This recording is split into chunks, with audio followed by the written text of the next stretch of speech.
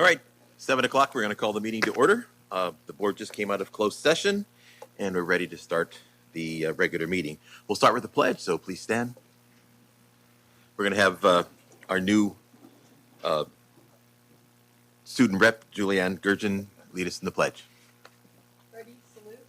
I pledge allegiance to the flag of the United States of America and to the republic for which it stands, one nation, under God, indivisible, with liberty and justice for all.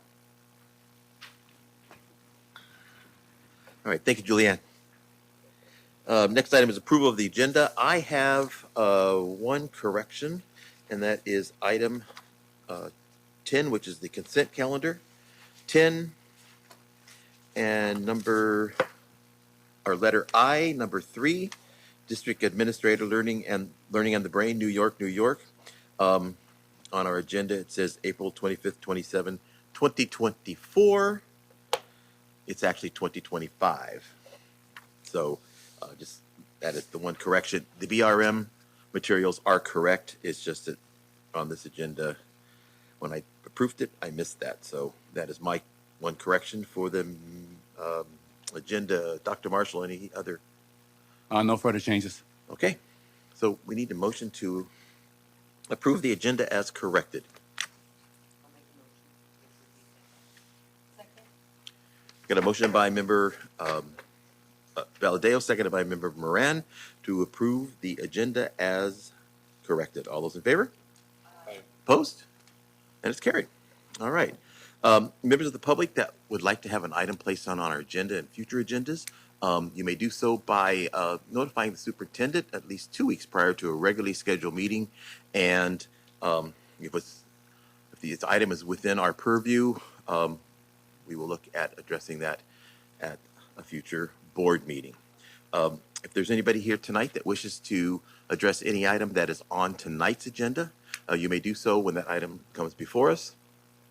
Step up to the podium, identify yourself with your name, and you'll have 3 minutes to speak to that agenda item, with a total of 20 minutes if there are multiple speakers on that agenda item. If there's anybody here tonight that wishes to address the board on something that is not on tonight's agenda, in a couple of seconds here, you'll be able to come up to the podium and you'll be able to address the board. Again, you'll have 3 minutes. If there are multiple speakers on the same non-agenda item topic, you'll have a total of 20 minutes for that. Is there anybody here tonight that wishes to address the board on anything that is not on tonight's agenda?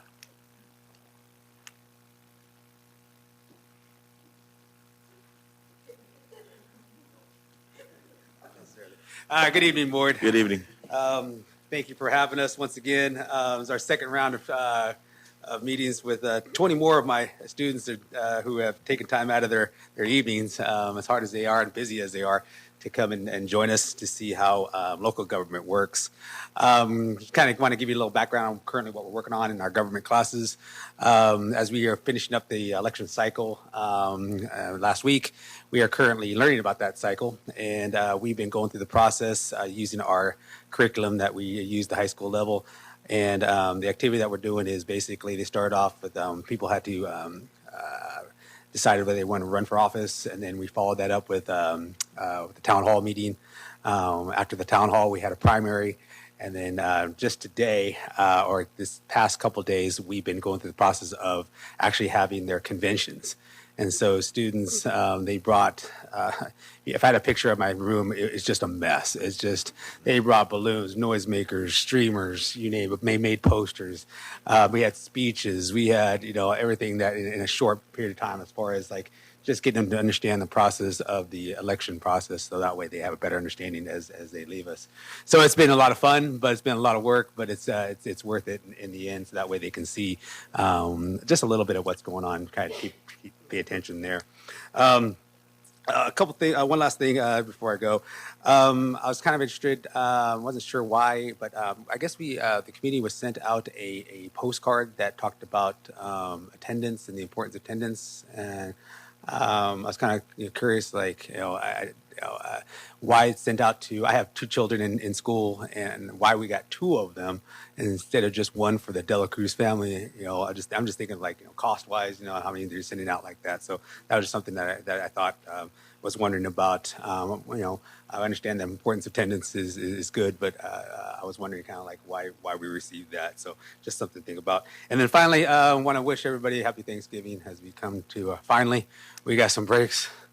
um, and as we close out the next year, and then as we come back, we will start talking about personal finance and in our class. So learn about budgeting, learn about loans, learning about interest rates, so that way they can, once they graduate, they can have a better understanding of that. So thank you very much.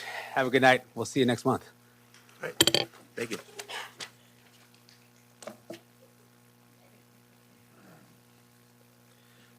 All right. Is there anybody else that wishes to address the board on any item that is not on tonight's agenda?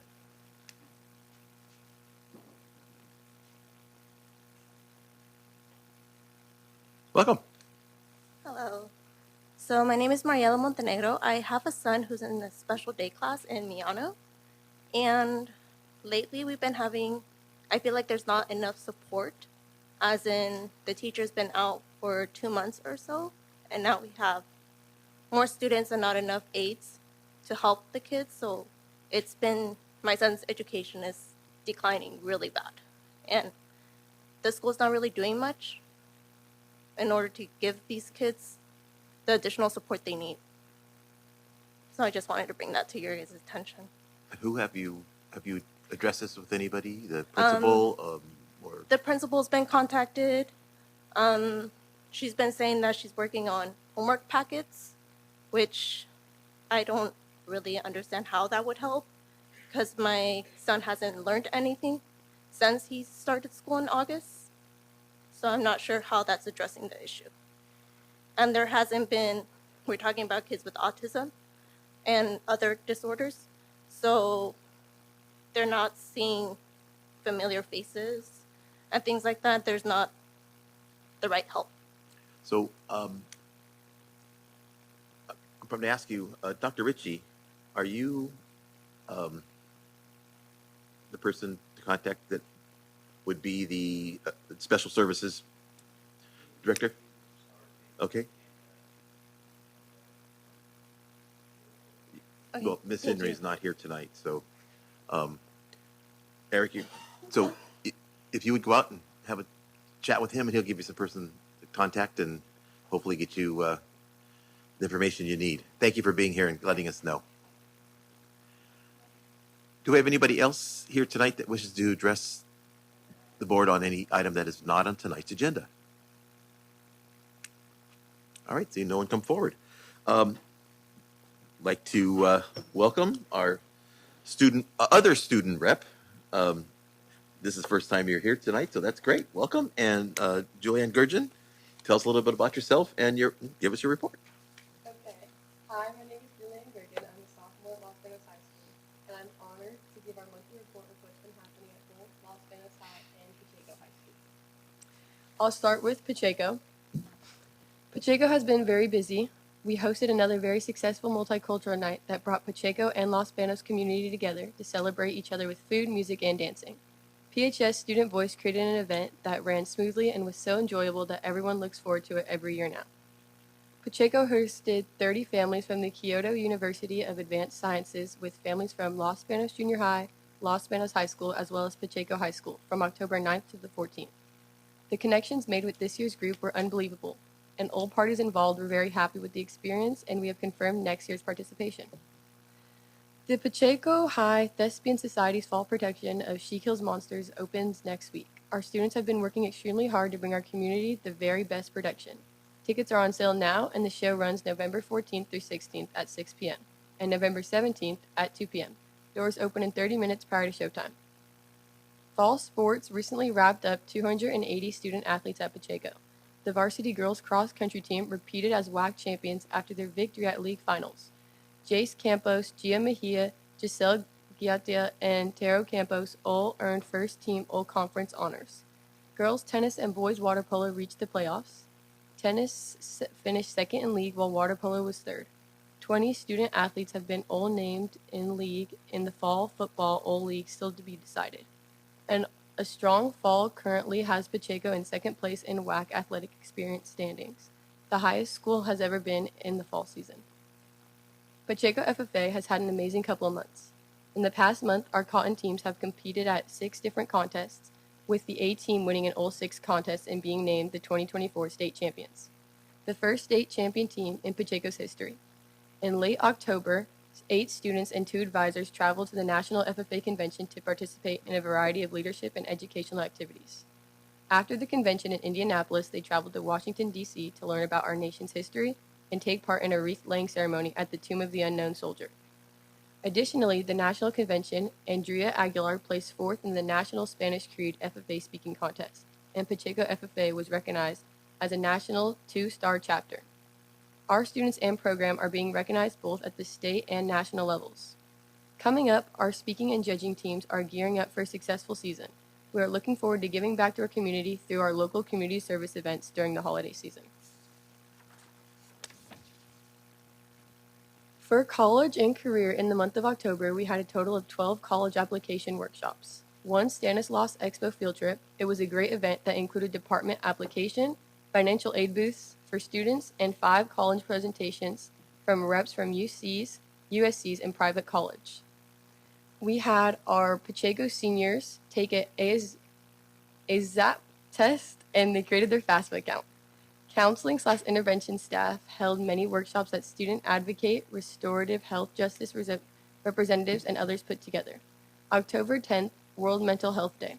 Lunch activities for the students to understand what World Mental Health Day promotes. They had fun activities such as canvas painting, board games, coloring sheets, craft painting, and fidgets for students to use during their lunch break. On October 28th, we had healthy coping skills lessons. This is for students to understand the multiple skills to help them distress for Red Ribbon Week. The counselors hosted the following activities for our students. October 23rd, Pledge Wall. We set up a table event during lunch where students pledged to be drug-free. October 24th, Drug-Free Trivia. Hosted a flex session for students to learn about the effects of drug and alcohol use, healthy habits, and decision-making. October 25th, Guest Speaker. Merced County Behavioral Health and Recovery Services presented to our students about the different types of drugs and their long-term effects. October 28th, Healthy Coping Skills.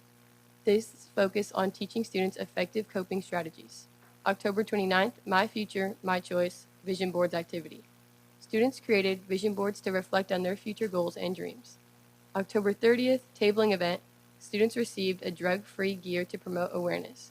October 31st, Red Ribbon Week, wrap-up. We ended the week with a short movie for students about the importance of mental health, managing emotions, as well as grief support workshops on October 15th and 22nd with Sierra Vista Therapist. Lastly, the PHS-ASB wrapped up another fall homecoming season. Our student leadership has worked diligently to create events that are inclusive and positive. They've changed some procedures with voting this year that brought students and staff together.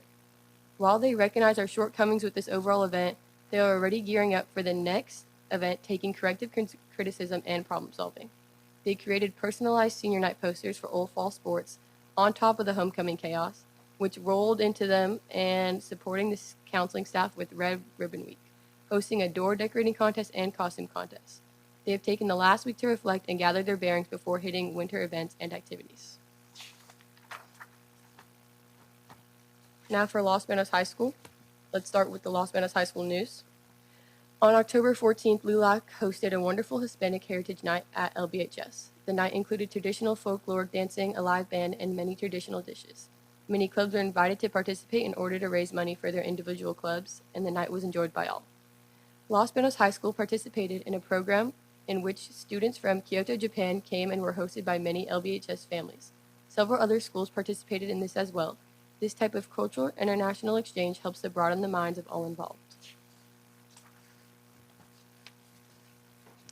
Our journalism students have worked so hard and published their first edition of the Paw Print, a school digital news outlet which highlights many of the amazing people and events at our school. They did a great job with their first edition, and we look forward to many more editions.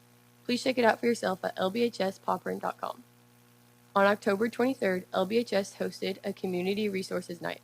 This event is part of our Red Ribbon educational efforts to keep our students drug-free. There were informational presentations and local agencies on hand to answer questions. Add in some food trucks and clubs, and it makes for a memorable evening. On October 26th, Los Menos High School had our annual trunk or treat, as well as our famous Halloween extravaganza, which included a wonderfully spooky haunted house put on by our talented high school band. We are very happy to have Miss Brand back at it again to help her and add her creative talents. The haunted house is so popular that people come from all over town and even surrounding towns just to attend this Fright Fest. Overall, this event was very successful and a great way to connect our school with the community. Los Menos High School held our annual art show October 31st. We had a great turnout. The performances included singing, skits, stand-up comedy, piano, guitar, and many other instruments. Guests could take a gallery walk around and look at all the artwork showcased by our students at Los Menos High. These musicians and artists are all very talented, and we applaud them for letting their talents shine. Los Menos High School ASB won first place in the Veterans Day Parade Float Contest on November 2nd. The theme this year was Salute to the Coast Guard. We are extremely proud of our ASB class for this accomplishment, and we salute their efforts. On Saturday, November 9th, Los Menos High School Band took home 3 trophies in the Central Valley Band Review Final Competition in Merced. We got 3rd in our division for the band, Color Guard got 2nd in their division, and Street Percussion / Drumline got 1st in their division. We are very proud of our band. Sports news. Julian Cesares, a junior and one of our baseball players, has committed to play for Stanford when he graduates. We are so proud of him. LBHS had 292 fall athletes with an average GPA of 3.52 or above. Scholastics and athletics, stellar job, athletes. Our fall sports are just about to be wrapped up. Los Menos girls tennis played amazingly well again this season. They were seeded in number 5 girls playoffs and went to play in section finals after beating number 4 Oakdale and number 1 Manteca by identical 5-4 scores. This is the second year the girls tennis team has gone on to section finals. Cross country has 2 individuals left running. Emmanuel Hurley for varsity boys and Aiden Sandoval for sophomore boys, as well as its number 7 freshman team, which is competing at sections. Our winter sports, basketball, soccer, and wrestling are all underway and will begin competing as early as next week. LBHS will be taking part in the Battle of the Books competition on January 24th, 2025 at the Merced High School from 5 to 7 p.m. There will be 20 students and 14 teachers and or staff members going to be at the event to compete.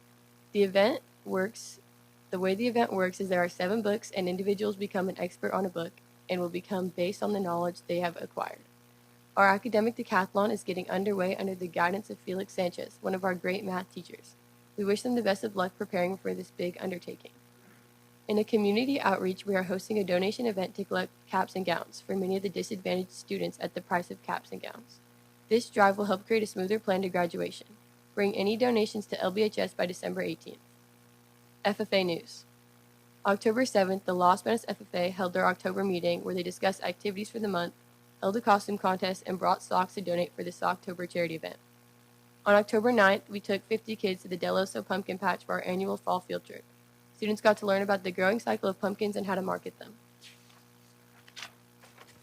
On October 9th and 10th, the California State FFA President and State FFA Treasurer visited Los Menos High School to meet with their officer team and host workshops for our chapter. Congratulations to the Cotton judging team. They've had a very successful year making it to state. Also in October, we held the Chicken Rigatoni dinner on the 21st. Ag boosters were able to sell 560 tickets benefiting Ag for more opportunities this year. We also held a pumpkin carving competition between the chapters, and our admin judged and picked the top 3. This was a great bonding activity for our FFA. To start November, we held our monthly FFA meeting on the 4th, where we had a canned food drive and discussed activities for this month.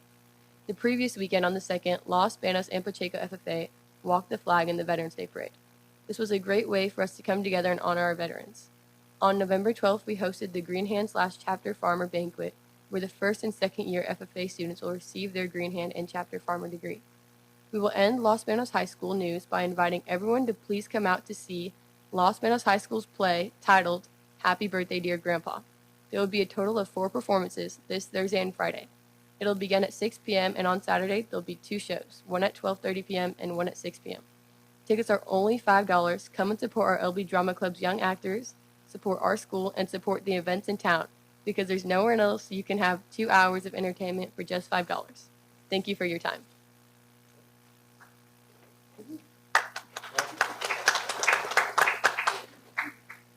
Great job.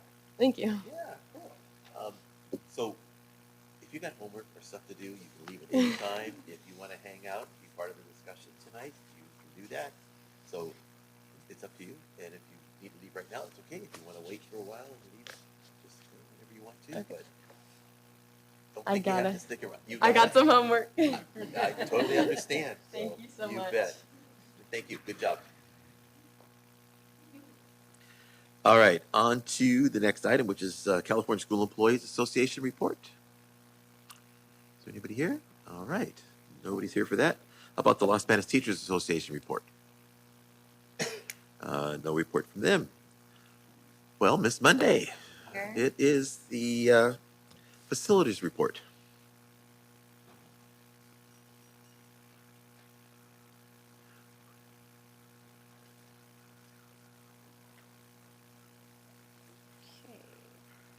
Evening.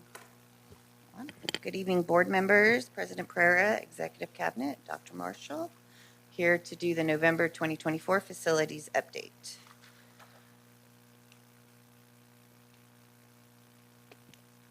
How come my clicker's not working?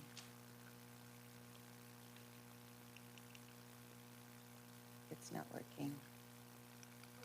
It's okay. My clicker's not working. No. Your clicker's Okay. not clicking. Okay, thank you. Okay, so here we are at the Early Education Center. As we know, they started September 30th, so they've gotten some work done. The soil export, we used to have a big, huge pile of dirt there. It's 95% gone. It's what's there is going to stay there. It's going to go back into the drainage ditch. Our rough grading is 90% complete. Our building pads that the site contractor is doing are 100%. They've been inspected, compacted, and tested, and they're ready for the modular company to come, American Modular System, AMS, ready for them to come in, and they're going to actually build the concrete foundations. We have completed, they're working on this on-site storm drains starting this week and next week. And that is a critical path activity, which means they have to do that before they do anything else. So with the little bit of rain we had, they didn't work for a couple of days, but they still feel like they're still on schedule. But that is their critical path, and that's what they'll be working on for the next couple of weeks. So we hope this rain that they keep talking about is light. So next slide, please. These pictures are the B Street drainage ditch, which is up there at the along B Street. Oh, thank you. They are about 50. Just needed to be turned on. About 50% complete with that. They're working on getting the ground in the pipe in the ground before the water comes, because what that drainage ditch does is all those housing developments around that area, they all use a pump, and they pump all that water down into that drainage ditch. So we're kind of trying to beat the weather.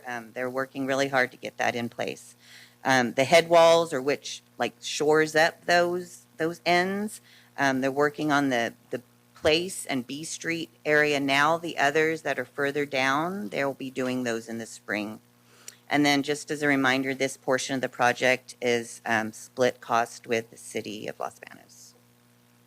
And then here's the pictures of our pipe. You can see in this picture on the left there, that used to be the drainage ditch. Now it's all filled with dirt. So you can see that they're definitely making headway there.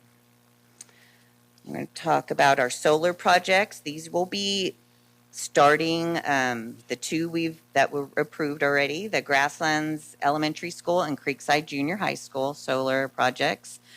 We will be erecting those during winter break.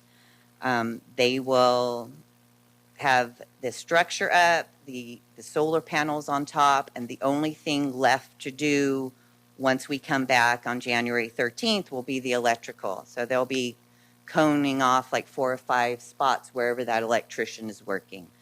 So we won't be disrupting the site too much. So that'll be nice to get them up in the winter when no one's around.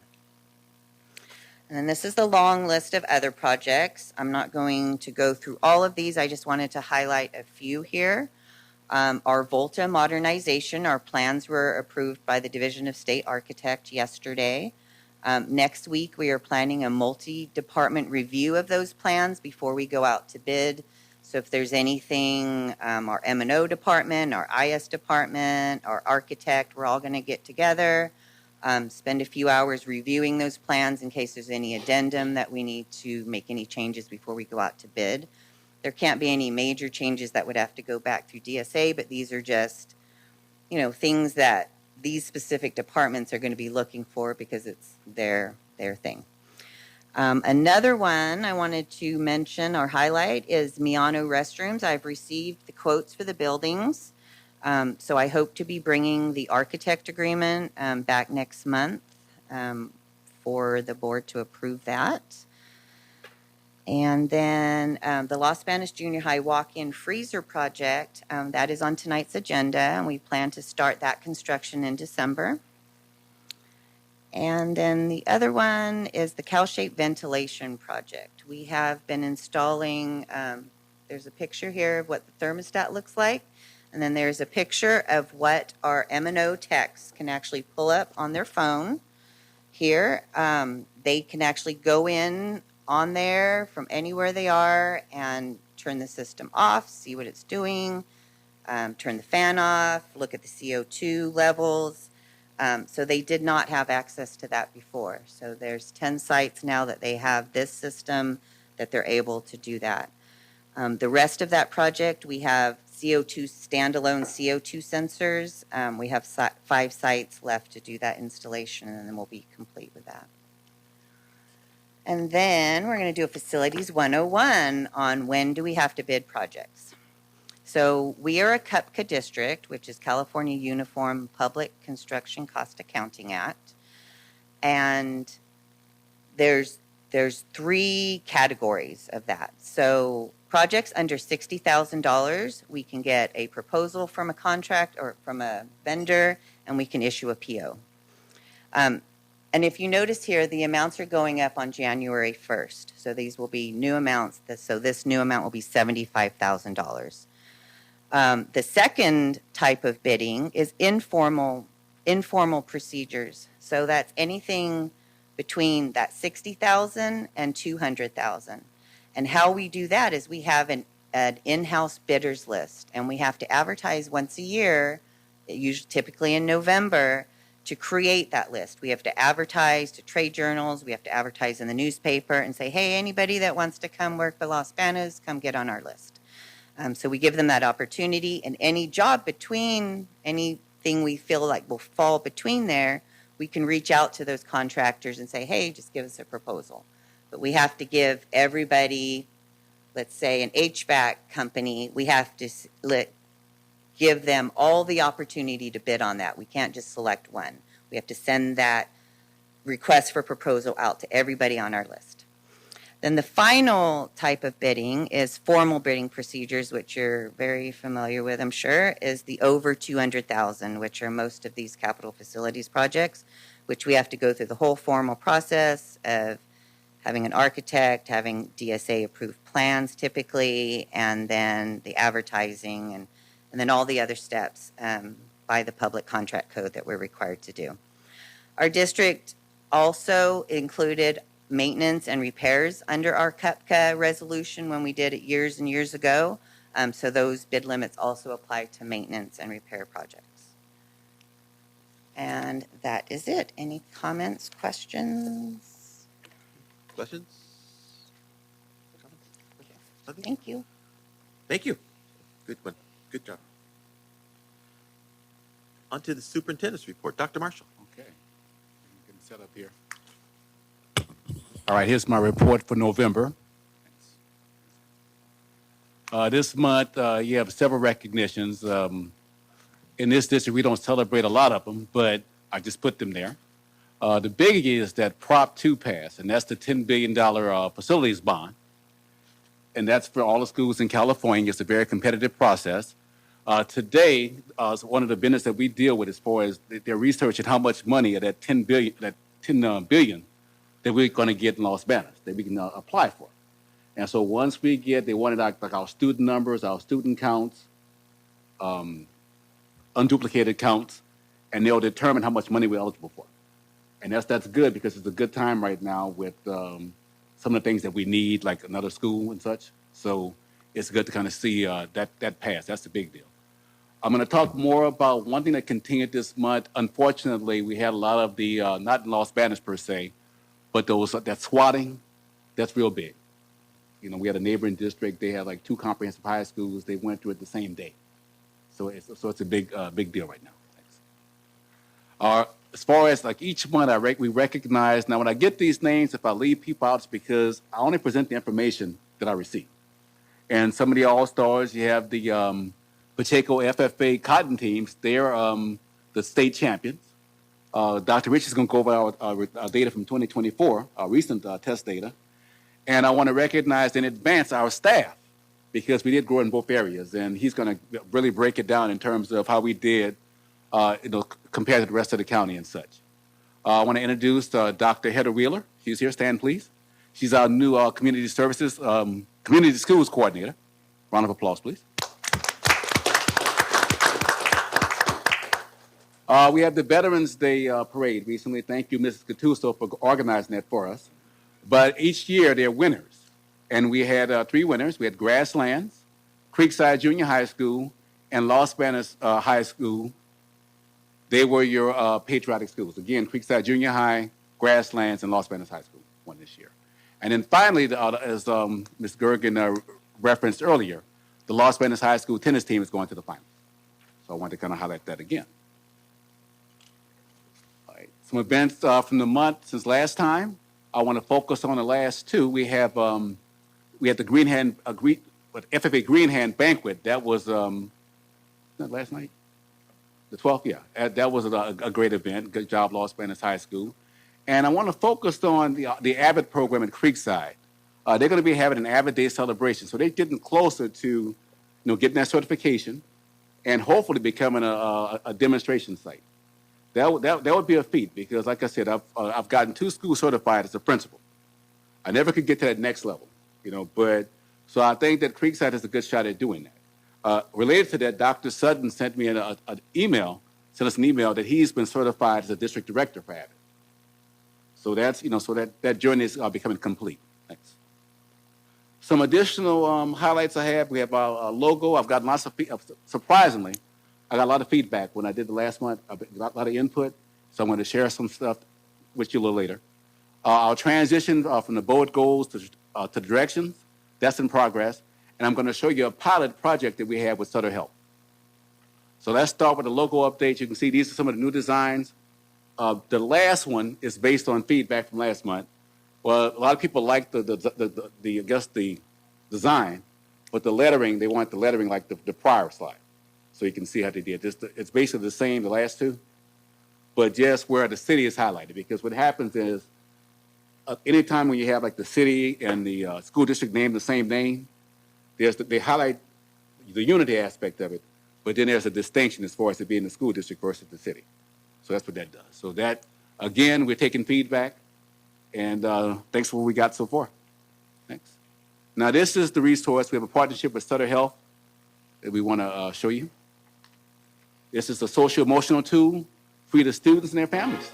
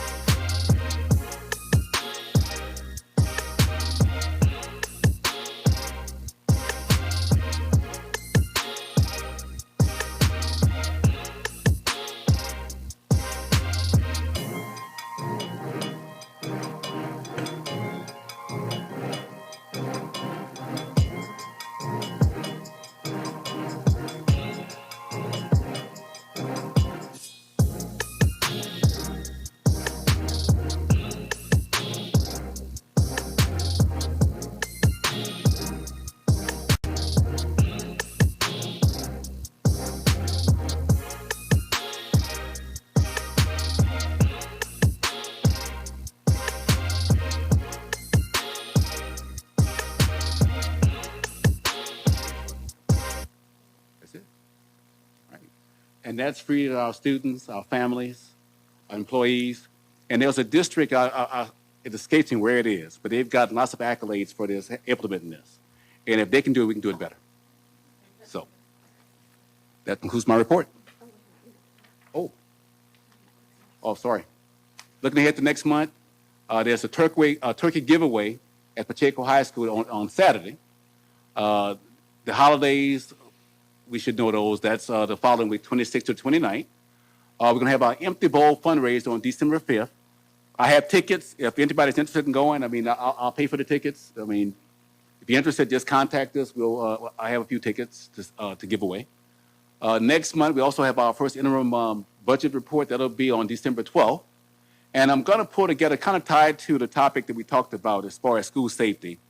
The Los Angeles Police Department and the district will be collaborating to do a community event about school safety and what happens. Because a lot of times we get the questions about, like, what lockdowns and stuff. Like, how does that process work?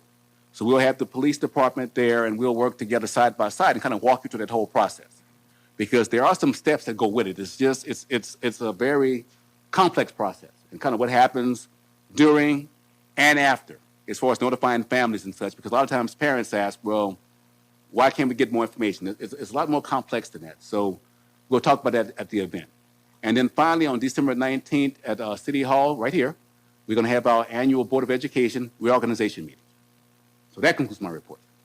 All right, thank you very much. Okay. On to board member reports. Ms. Moran. Or Thank you. I'm sorry, Dr. Moran. Thank you. The old habit's hard to break. It's all good. Still getting used to the name. Just a quick one, which Lori would be happy to also say that we had a lot of fun at the Volta Poetry Contest. So shout outs to Volta. Shout out to all the kids that practiced. I was so impressed with the memorization of some of the young children, and just were amazing to see. It was a really hard time to be able to pick the first, second, and third. Lori and I even mentioned that next time we need a little bit more guidance in terms of some grading rubric, because they were just all so good. So shout outs to Volta, all the great things that they're doing. Saturday, show up to the turkey giveaway. It's 500, I think, that they're first come, first serve. So just make sure you go out there. And they're also providing preparation, like a meal kit that goes with the turkey. So make sure you show up. And happy Thanksgiving on that note. Thank you. All right, thank you. Ms. Veldale. As you guys have heard, we're going to strategic directions, and these are already being implemented in our district. And let me read number 3. It says, educators will develop the healthy mindsets and necessary skills and tools to engage students in learning that is engaging, rigorous, and relevant. Well, I had the opportunity to walk through classrooms with site administrators and Carolina Marino with teachers, kindergarten and first grade teachers' classrooms who are implementing the SEAL strategies. And SEAL strategies are there to help students build their academic vocabulary, and that academic vocabulary then will increase student achievement. And what was really powerful about that was, here's the teachers, the administrators, the director, a board member, all collaborating together and working together to say, what does it look like in the classroom? How is it going? What should we expect to see?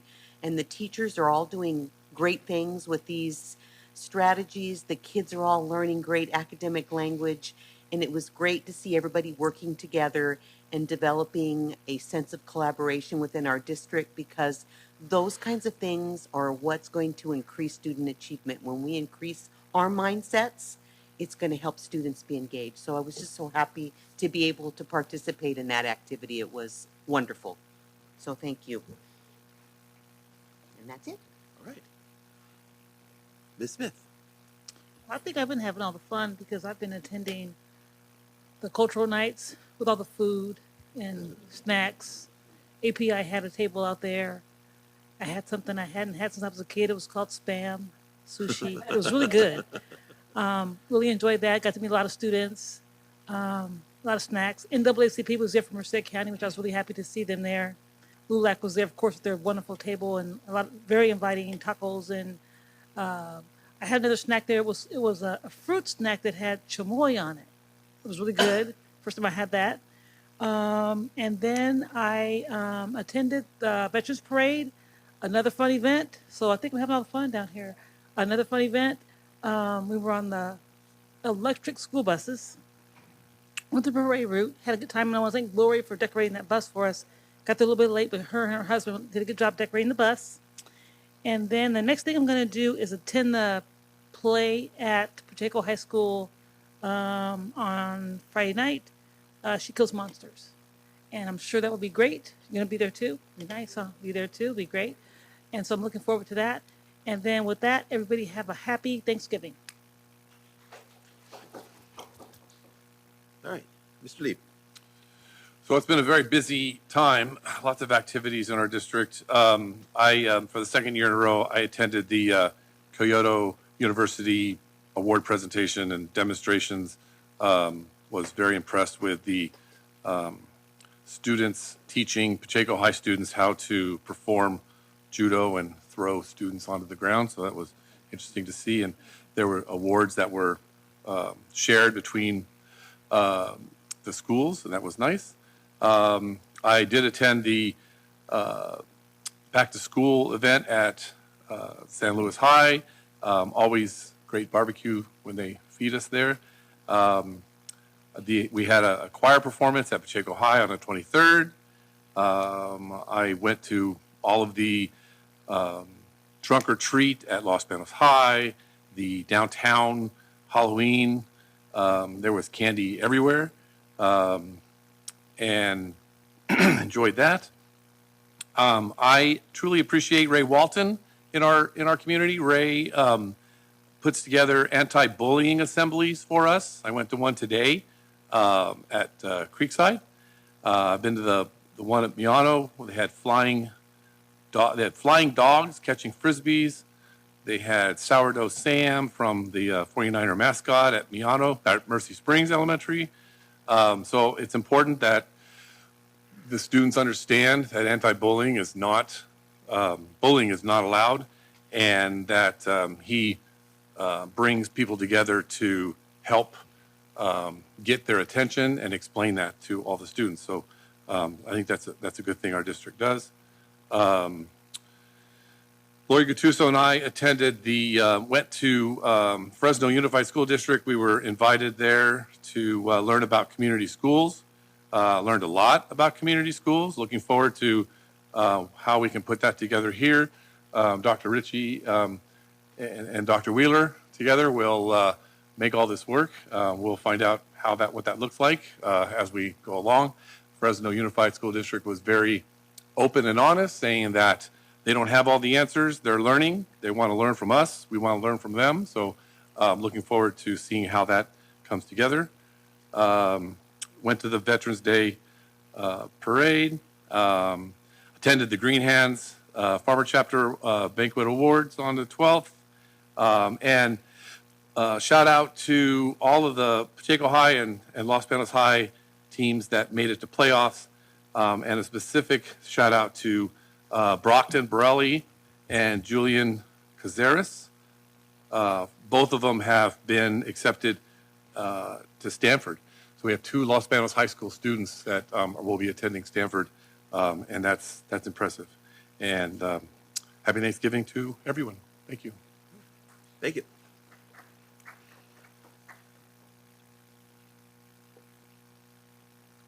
So I'm not going to repeat everything that everybody just said, but a couple of things. First of all, welcome to Mr. De La Cruz's class. Thank you guys for being here. And, I know you're going to take off soon or whatever, but if you have any questions, you can always email me about what we did or a procedure that we did or what we didn't do or something. So, Mr. De La Cruz can get you in contact with us, and I'll be glad to answer your questions. So feel free to shoot your questions this way if you have anything. Second of all, and last of all, actually, too, I want to thank the schools that participated in the Veterans Parade. The entries were pretty amazing. I didn't get to ride the bus because I was the announcer for the parade, So I got to wave as a school bus passed with our board members on there. But the schools really did a phenomenal job of their entries. So thank you to the schools. I think we had 4 elementaries and both junior highs, or one, yeah, both junior highs and both high schools involved. And so it was pretty amazing what they put together for their floats and their presentations. Creekside had an absolute unique one, being on the announcer stage.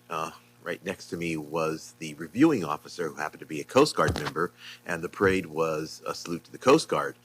Creekside came through, and they had their float, their whole thing coming through, and they had one of their students singing the Coast Guard anthem, which most people have never heard before, but she sang it all the way through, and I understood she sang it all the way through the parade too. So that was pretty cool, letting everybody get to hear what the Coast Guard anthem is, and most people don't even know there's a Coast Guard anthem. Being a musician, I've played the Coast Guard anthem, so I know there is one, but I don't think I've ever heard the words. So it was pretty cool. So congratulations to the schools that won, and also thank you to the schools who participated. Maybe next year we can get all the schools to participate and be part of it, because that's a great recognition of our veterans. So thank you very much for doing that. And also, same happy Thanksgiving to everybody, and enjoy your time off. If you're part of the school district, you get a week off. That's cool. I think, oh, this one's over, Happy Dance over here. Yes, okay. They're ready for it. So enjoy your time off. All right, with that, on to new business, item A. Dr. Marshall. Item A. Item A. All right, this is the Williams Settlement Report, That is correct. and it's just being presented for information purposes only.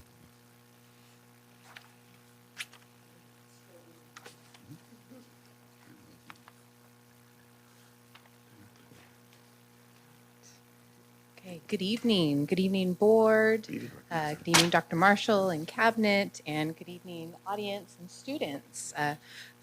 First of all, let me introduce myself. My name is Laura Andrews, and I'm the Assistant Superintendent for Educational Services at Merced County Office of Education.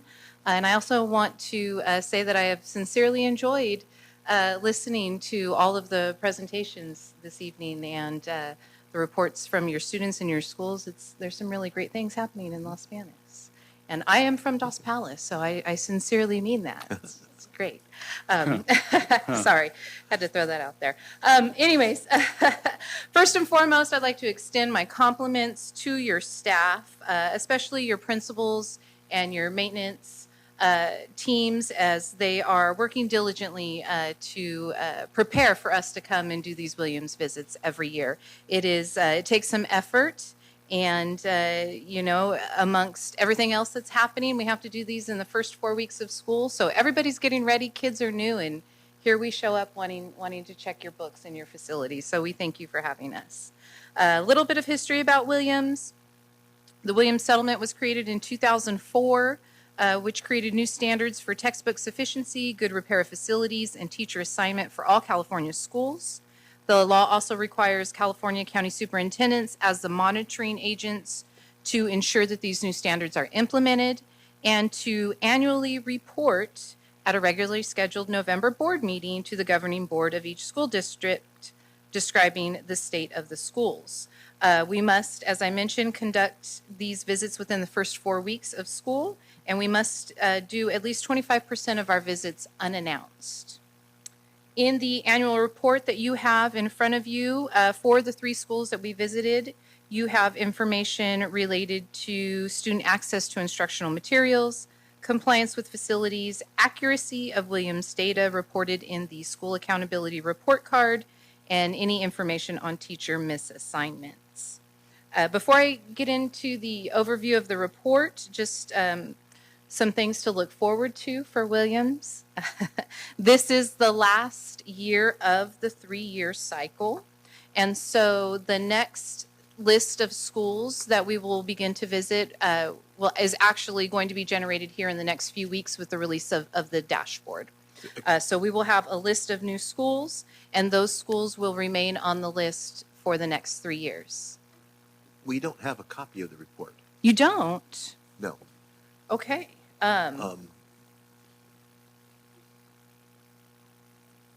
You never received a copy of it. You didn't. Oh. Okay. I have one here. I apologize for that not coming through. But I can. Yeah, you can post it on the website, but we've never seen it. So, just so if you're referring to something, we don't have it. Oh, my apologies. I sincerely I can leave this copy here and then you have that, and I'll make sure that you get copies in the morning. Yes, absolutely. My apologies.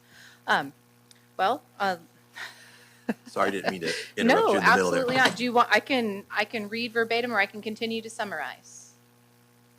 It's a lot of. Summarize. All right. Okay. All right. I'm sorry, going back. We will identify a new list of schools after the dashboard is released in December. In January, we'll have that new list. They will be on the list for 3 years. The other factor that determines being on the Williams list is teacher assignment data. And just to note that teacher assignment data is always lagging by a year. So the data in the report that you will see tomorrow is 22-23 teacher assignment data. That's just kind of how it gets reported and flows up to the state through CalPADS. When you do dive into the report, some notes. This font is bigger than the one I was reading last night. I apologize. Some basic terms. Sufficient textbooks and instructional materials means that each student has access to instructional materials at school, in the classroom, and also at home. So they are able to access that material in both places. If there were any emergencies or urgent threats, you would have been notified already. We would have already had that conversation. And good repair just means that the facilities are clean, safe, and functional. What we always like to say for Williams is if it exists, it needs to work. Sinks, water fountains, all that fun stuff. Overall, it's a very good report for the Los Banos Unified School District. We visited Los Banos Elementary, Mercy Springs Elementary, and Volta Elementary. There are no findings on instructional materials, no findings on facilities, no findings on our SARCs, no discrepancies, and the scores for all of your schools are in the fair to good range. And when you get the report, you'll see how your teacher assignment data kind of falls in those schools, and there's some definitions there. And if you have any questions, please feel free to reach out to me. I know you don't have the report in front of you, and I apologize for that. I am happy to answer any questions that you may have. Questions? Well, this is a non-action item, so we appreciate the information, and we'll check it out when we receive it. All right. Thank you. Thank you for being here. Appreciate it. All right. On to item B, 2024 CAPS. And that is Dr. Ritchie. All right. Let's see if this is working. There we go. Good evening, board. So this evening, I'm going to present the 2023-24 academic performance data.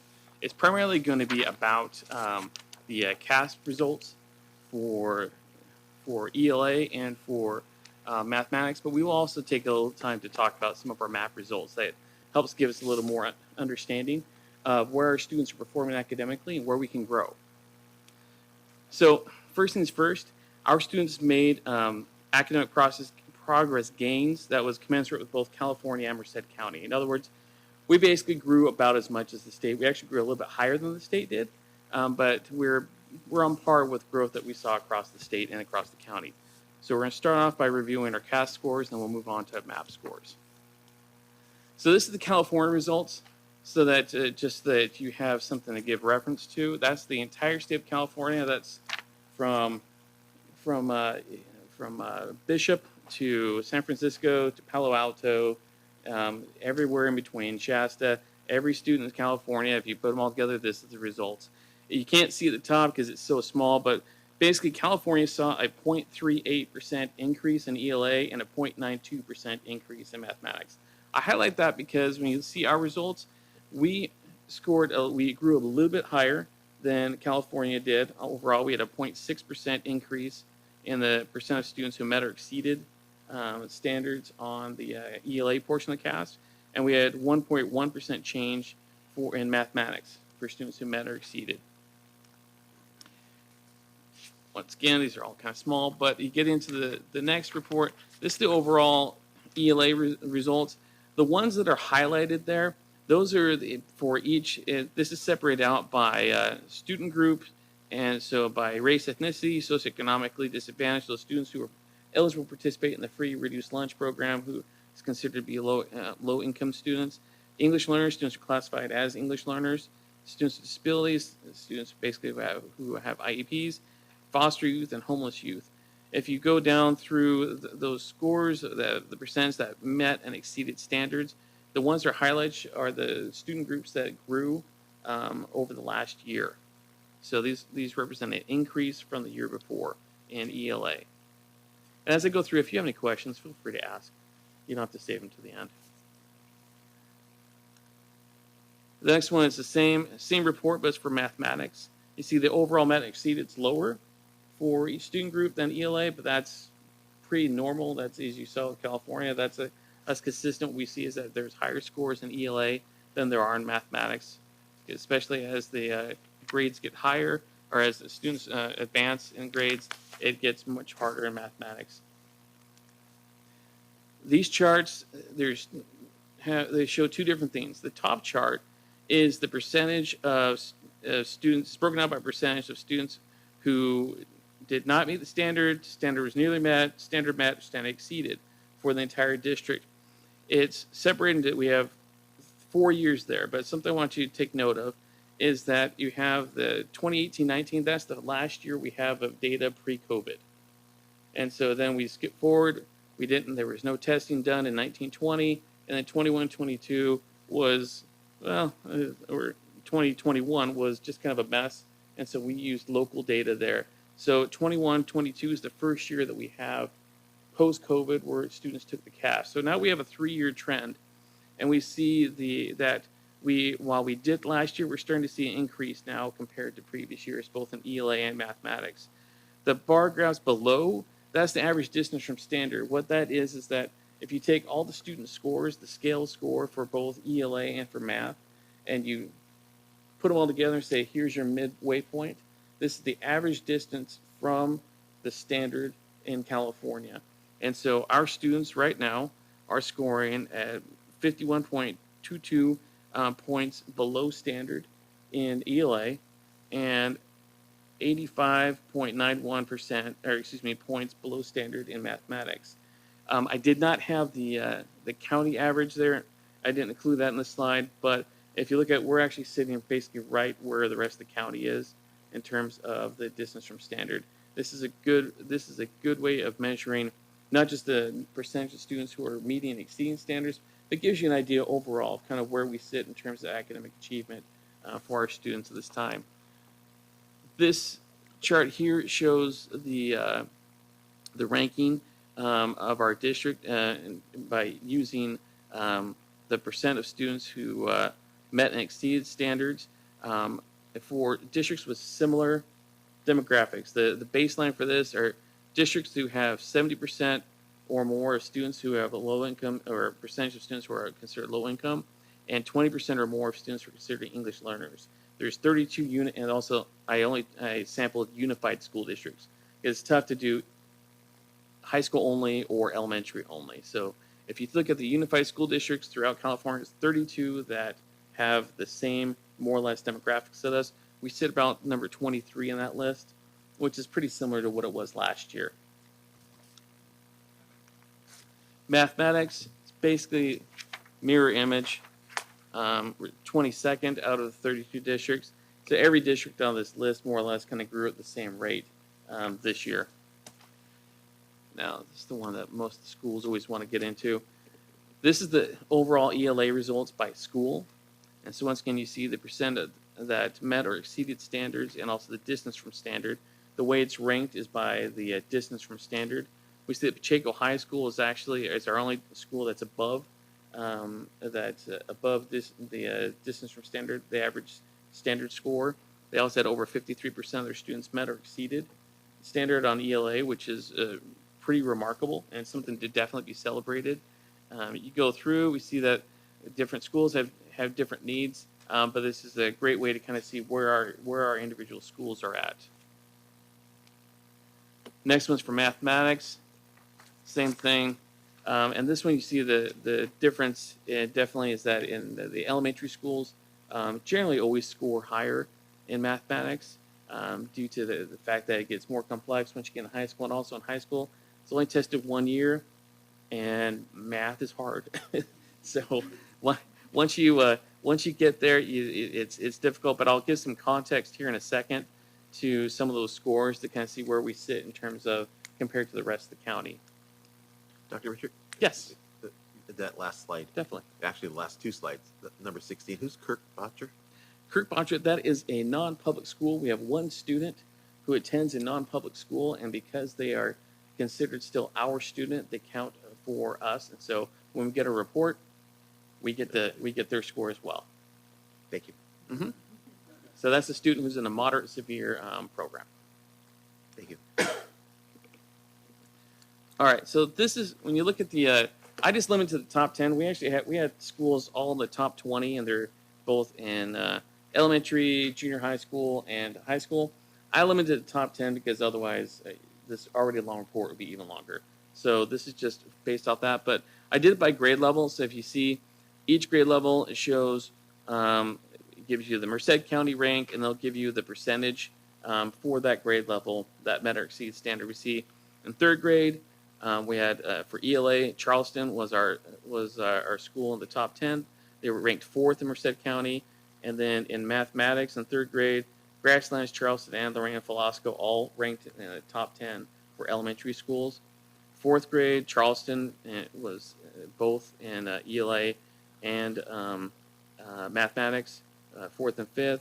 Fifth grade, Westside was 3rd, and they're also 3rd in ELA and 7th in mathematics.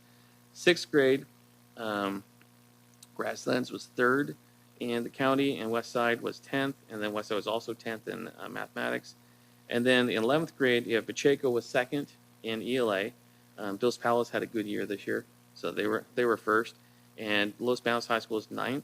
And then in mathematics, as I said, it goes lower, but this is where I'd like to bring into comparison of where other schools are at. Pacheco is actually the highest scoring school in mathematics in the county with 17.8%, and Los Banos High School is 4th. So it's not where we want to be, it's not where we expect to be, but where we're at, we're doing okay, but we can do better. So this is where I'm going to get into some a little bit more information. This is our map fall growth for reading. Now, something to just wanted to help everyone understand here is that the map growth reports. These are district benchmarks that we use to be able to help us understand where our students are performing at and also how they're growing. These are assessments that we use 3 times a year. Students take it from first grade all the way through 12th grade. And this gives us an idea of where students are at. The way the MAP tests work is that they provides what's called a RIT score.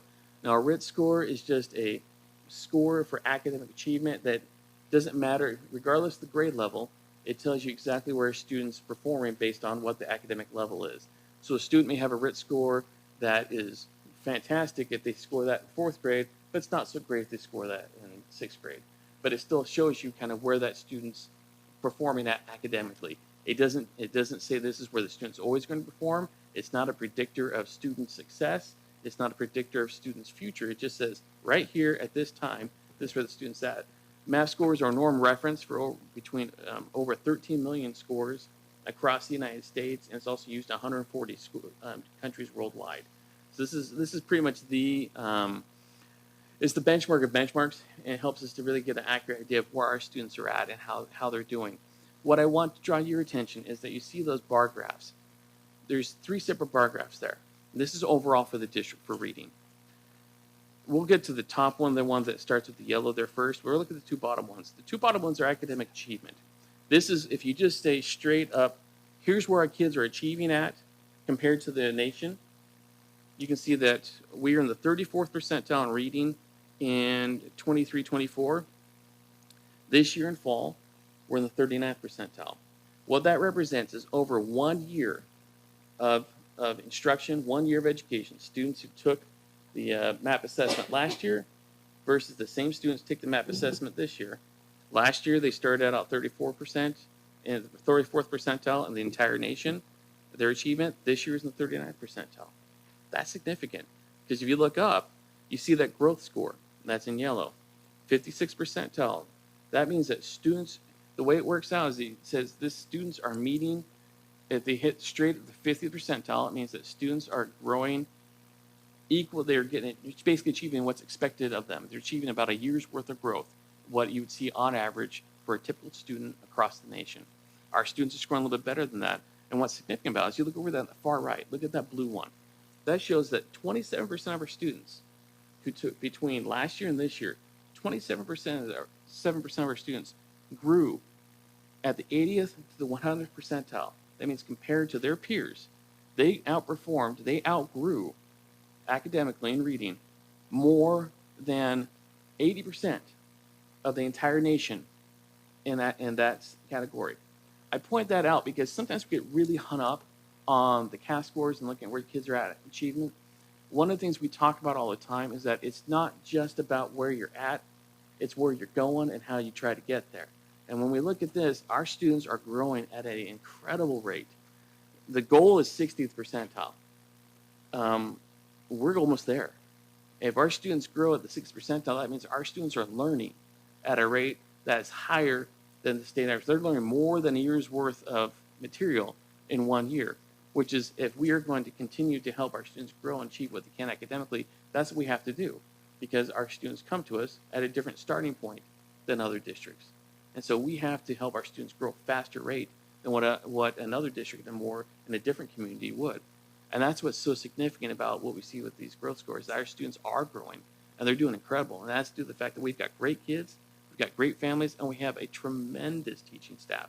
The work that they do is remarkable. You look at mathematics, we see the same thing, that it's not just limited to ELA. The growth is a little bit less, but you see once again, 31st percentile achievement last year, 34th percentile this year. Overall growth is slightly above average. And you see again, over 24%, a quarter of our students in this district grew at the 80th percentile or higher. They grew at a faster pace than 80% of all students across the nation. Now, all the ones, we'll kind of blow through these, but I want to highlight a couple of things. If you look at this list here, this is for grades 2 through 5. Why don't you look at grade 4? We're going to focus there. So grade 4, this is where students took it in fall, okay, took the MAP assessment. In 3rd grade, when the students took this last year, they were in the 24th percentile in achievement in reading. I want you to look at that big red mark there, the big red bar. That's 44%, almost 1/2 of our students who started 3rd grade last year were scoring in between 0 and 20% in achievement in terms of reading. Over the course of 1 year, and this is district-wide, over the course of 1 year, our students this year began the year at the 40th percentile. Look at that red mark, the red bar. That's now 26%. We went from half to a quarter of our students who are scoring in the 0 to 20th percentile. Look at all the other ones, how much it's gone. But I want you to look, what's most impressive, look at that growth score. The students scored on average, they grew at the 7th percentile average. The biggest takeaway there is look at that. 38% of our students in 3rd grade last year grew at over 80%, between 80 and 100% compared to their peers. This is remarkable, and this shows the work that's being done. We don't have one grade level that is below, second's at 49, but still that's right there about 50. They're almost all at 50% or higher. And it goes the same. You go into 6th grade, same thing. They're still all growing above 50%. You get into grades 9 through 12. It's the same thing. You see them growing above 50%. Now, there's going to be some more. We'll blow through this, but I'm going to take a couple more things real quick. Once again, you see in third and fourth grade that growth that they had in mathematics. It wasn't just reading; it was mathematics. Our students in third grade last year, the growth that they had was tremendous. If you take CASP and break it down, it looks like they kind of had a subpar year. But if you look at where they started and look at where they ended according to MAP, it's incredible. And this is where, if we can keep maintaining growth like this, we're going to see incredible things for our students in terms of incredible achievement based on the CAS. But we already know our students are doing incredibly. Now, go through this. Let's go to the high school. This is where it's really exciting, is look at the scores for the growth scores for the high school in mathematics. I already told you that math gets harder, and our students are on average CAP scores go down. So everyone kind of looks at that and says, "Oh well, what are you going to do?" What we're seeing here is that our students are bucking the trend. If you look in ninth grade, that's where the students came from 8th grade into the high schools. They've started out the year already 10th. They jumped 10%. They're the 36th percentile rather than the 26th starting. You don't think that's going to have an effect on those students' success as they go through high school in mathematics because they're starting at a higher level of understanding, and it's just going to continue to compound. Look at our 11th grade students this year. Went from 39th percentile last year as 10th graders. They started the year this year at the 46th percentile. I want to point out how remarkable that is because you saw our math scores last year in CAS. We were 17, at Pacheco 17.1, I believe it was, and at Los Banos High School 14% metric seat standards. Okay, not great, but still compared to the county, we're doing pretty well. When you look at this though, 46th percentile. Our students in the 11th grade are starting the year that they are almost at the national average in mathematics. Our kids, I don't care where you say they're from. I don't care if you say it's just from Los Banos. I don't care if you say that we have 80% of our students low income. Our students are doing remarkably well, and they're going to continue to do so because they continue to grow. This is the reason I wanted to highlight this today. Because I wanted to make sure everyone saw and recognized that we can talk state test scores till the cows come home. That's one time. That's a one-time test. It's a summative assessment. It just gives you one snapshot. And that's what everyone judges you off of, and that's fine. But we believe that you need to have a lot more data points than just that to see how our kids are doing. And our kids are growing. Our teachers are teaching. And things are really, really going well. And we fully expect that in the next 2 to 3 years, we're not going to be talking about, well, we had a little bit of growth. We're going to be talking about the exponential growth that's happening in Los Banos. And it's all due to the fact, like I said before, we have phenomenal students, and we have phenomenal teachers, and we have phenomenal support staff who are keeping the main thing, which is student learning. And it's happening each and every day in every classroom. And that's what this reflects. Questions? So, thank you for this. This is really good news. Thank you and that was very easy to read. So that was great.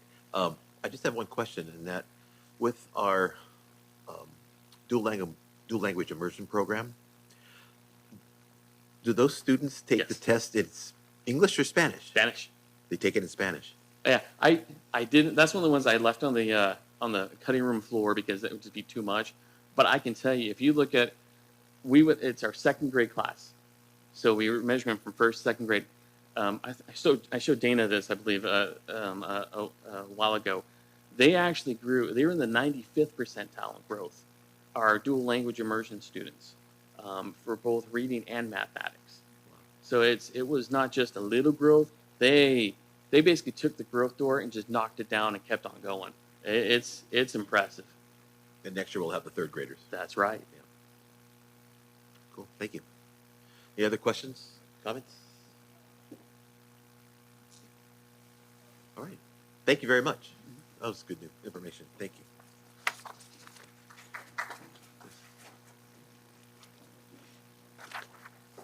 All right. Mr. Sowersby, Music and Arts Block Grant. Good evening, board members. And so tonight I come to you to quote Board Member Smith with fun things. At least I think so. And so this is a presentation on the Music and Art Block Grant that was awarded in 2022, and it ends at the end of this year. And so let's make sure I can work this clicker right. It does work. Originally, we were awarded $3.1 million when we got the grant, and it's one-time funding, and when it's all gone, it's gone. And I can say now that we officially have spent $3.1 million, and I also can tell you that I didn't realize how hard it would be to spend $3.1 million. No joke. So the reason that this presentation comes tonight is I got pulled into the office about we have this money to spend, and full disclosure, all my kids go through the visual performing arts. And I was over at Los Banos High School one day, and I was looking at instruments that were completely beat up, things that looked like they've been smashed.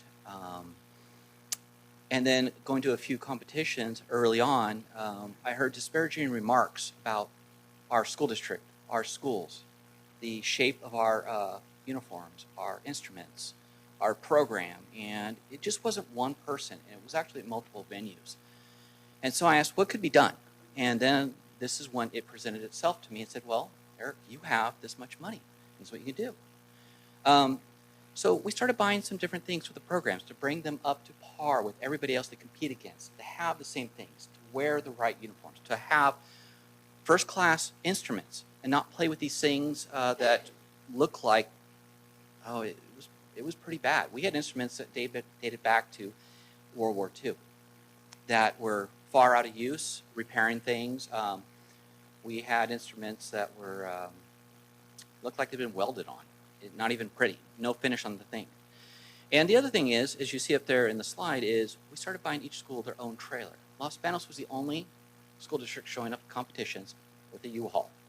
And you can only imagine what comments came from that, being out in the country, and a lot of interesting comments. So now each school, junior high and high school, has their own trailer. And when they go, they have their own logo on it. Each school picked what they wanted, and this is Los Banos High School. It was actually the first one to get done.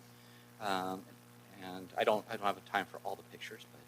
And then up here to the right is we replaced every piano in the school district as well, to the tune of $500,000.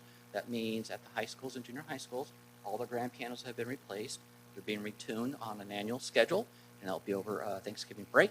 And that means Pacheco will have a nice, big, beautiful piano on their stage. It's already there. And right here, this is one of 2 computer labs west of the Mississippi that exist for state-of-the-art for students. And while the instructor is teaching in this piano lab, she can wear a set of headphones, and she can listen on any person that's playing, because it's all quiet. When you go in there, all she hears is this thump. That's all you hear, but she can dial into each one. So we're making sure that our students here in Los Banos Unified School District have state-of-the-art equipment. It also allowed that our winter percussion programs and winter guard programs to have new things such as marimbas, xylophones, and when you look at those structures that are there in the front of the slide, those are not cheap instruments. They range upwards of $20,000 a piece. And believe it or not, you're not allowed to touch those with your fingers because of the oils and what it does to the keys. I've learned a lot of things about instruments. Even though I did band in high school, I had no idea the extent. I know that Board President Pereira knows all this stuff, but there was a little bit of a learning curve to this for me. But this is just one here, and this was actually at our all-district band extravaganza last year. So we'll get a picture of that. Instrument upgrades, talked a little bit about that. All new bass drums, new marching equipment, and we even had to update Creekside, even though it's our newest secondary school. When Creekside opened up, I found out that a lot of their instruments they bought were hand-me-downs or reused or repurposed instruments. They actually had stuff that was literally hand-me-downs. Here's some of the exciting parts. So we got some new uniforms coming. Los Banos Junior High School has theirs already. And Mr. Devin Rodney, the director over there, designed his. And then the ones on the right will be Los Banos High Schools. They are due to arrive in the next 60 days. It's a big expenditure. We're excited to have this. And it's just not about band. Choir. Choir got uniforms. I don't have any pictures of those because it's pretty much just black dress. So it's a black dress or a black suit and tie that goes with it. But each of the choir programs all got new robes, all the way down to junior high school. So be looking for these new uniforms. You should have seen Los Banos Junior High School's the Veterans Day Parade if you were there. Los Banos High School's uniforms will be coming here hopefully in the next 60 days. That was another major undertaking. I mentioned Winter Guard winter performances. This is our Winter Guard Creekside as well as Los Banos High School. You're allowed to buy the flags that you see in there. Those flags, they call them silks. They are not cheap. They average on $20 starting and go on up from there, depending on how fancy they are. And you'll notice too what they're standing are. One is on a black floor, the other one's on a white floor. Those are floors, if you went to the band extravaganza, they are quite heavy and big, and I had no idea as a parent helper on moving those. It takes 4 grown adults to move a floor once it's folded. They are 70 by 50 feet, and they are not cheap either. Let's hit some highlights. So this is a picture here of actually last night. This is the Los Banos High School Band Room. This is representing all our high schools and junior high schools. This is the honor band that will be performing on December 1st in Clovis. They were invited. And so these are the kids that are tried out, recommended by their directors, and they're going. And a lot has to do with the newer instruments they are playing, and it doesn't sound like they're trying to sit with a Coca-Cola bottle and blow tunes out of anymore. Is that Dr. Gilroy? I believe it is. Yes. Okay. And who's the And with the money from the block grant, we are also able to bring in professionals and work with our students, consultants. For those that understand winter performances, they're bringing in a consultant and will do a program. They'll do what's called drill for winter percussion.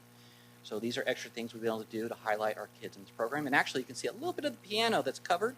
We make sure every piano comes with a lock and a cover, and they are not allowed to be touched without the band director's direct supervision.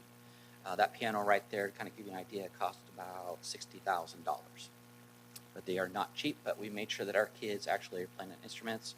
And so when they perform, we make sure that while they're performing at their best, we can provide them with the best so they sound at their best. That's basically it. Is a very short run through of all the things. And I'd just like to share real quick. I know some of you have heard about the plastic instruments. And I'll let you go ahead and pass this around. Part of our grant,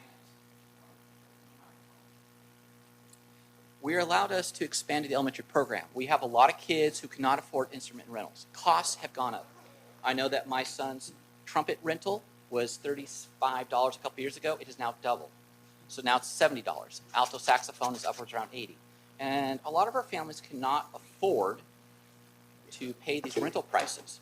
To give you an idea, these average instruments range from a cheap brass instrument from $700, but ideally they're going to be renting something that's basically about $1,200. This is only half. These are all PVC.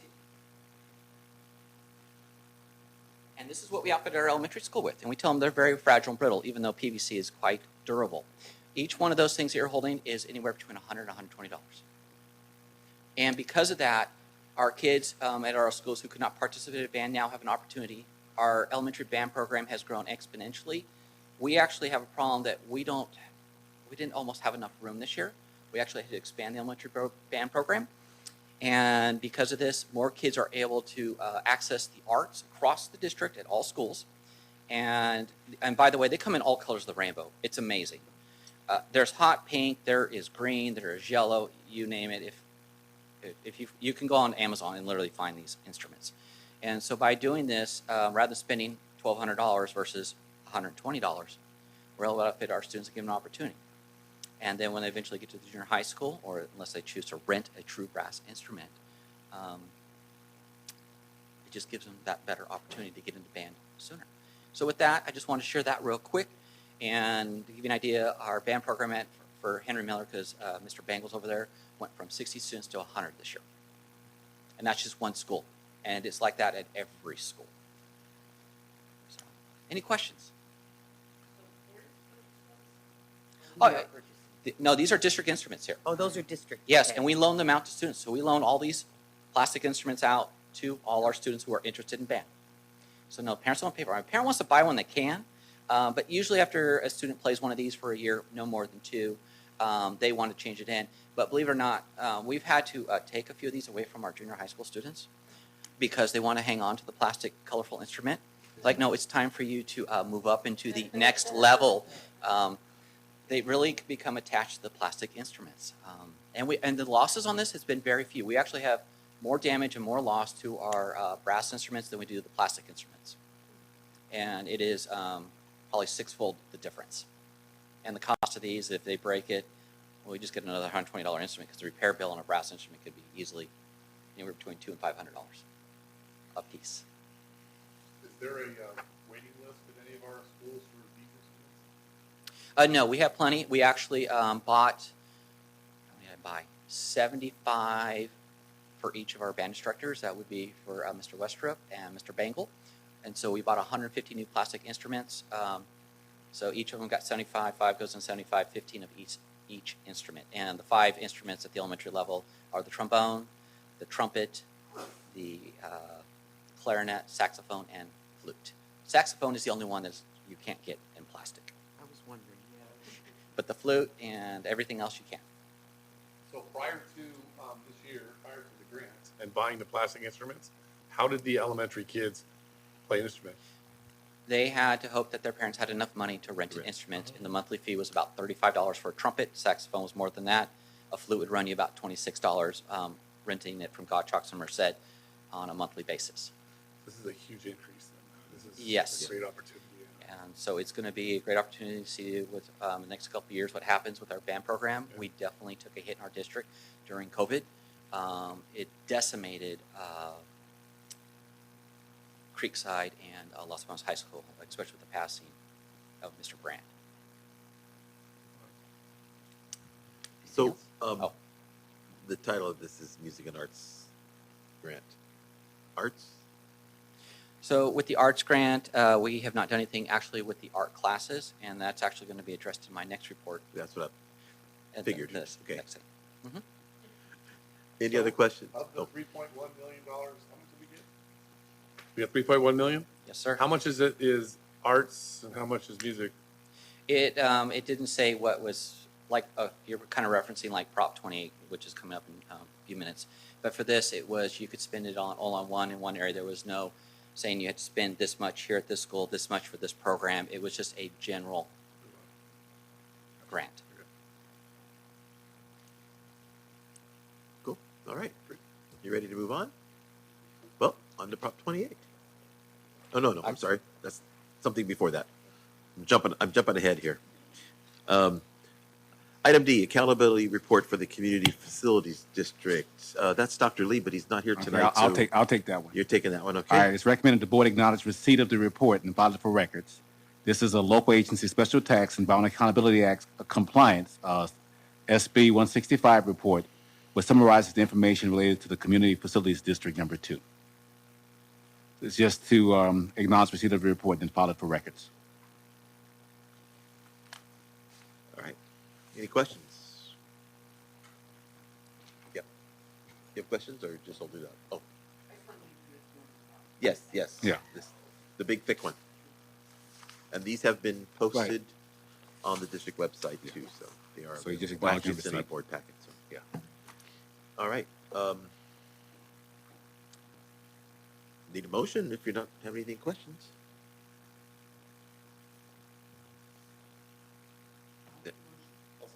Okay.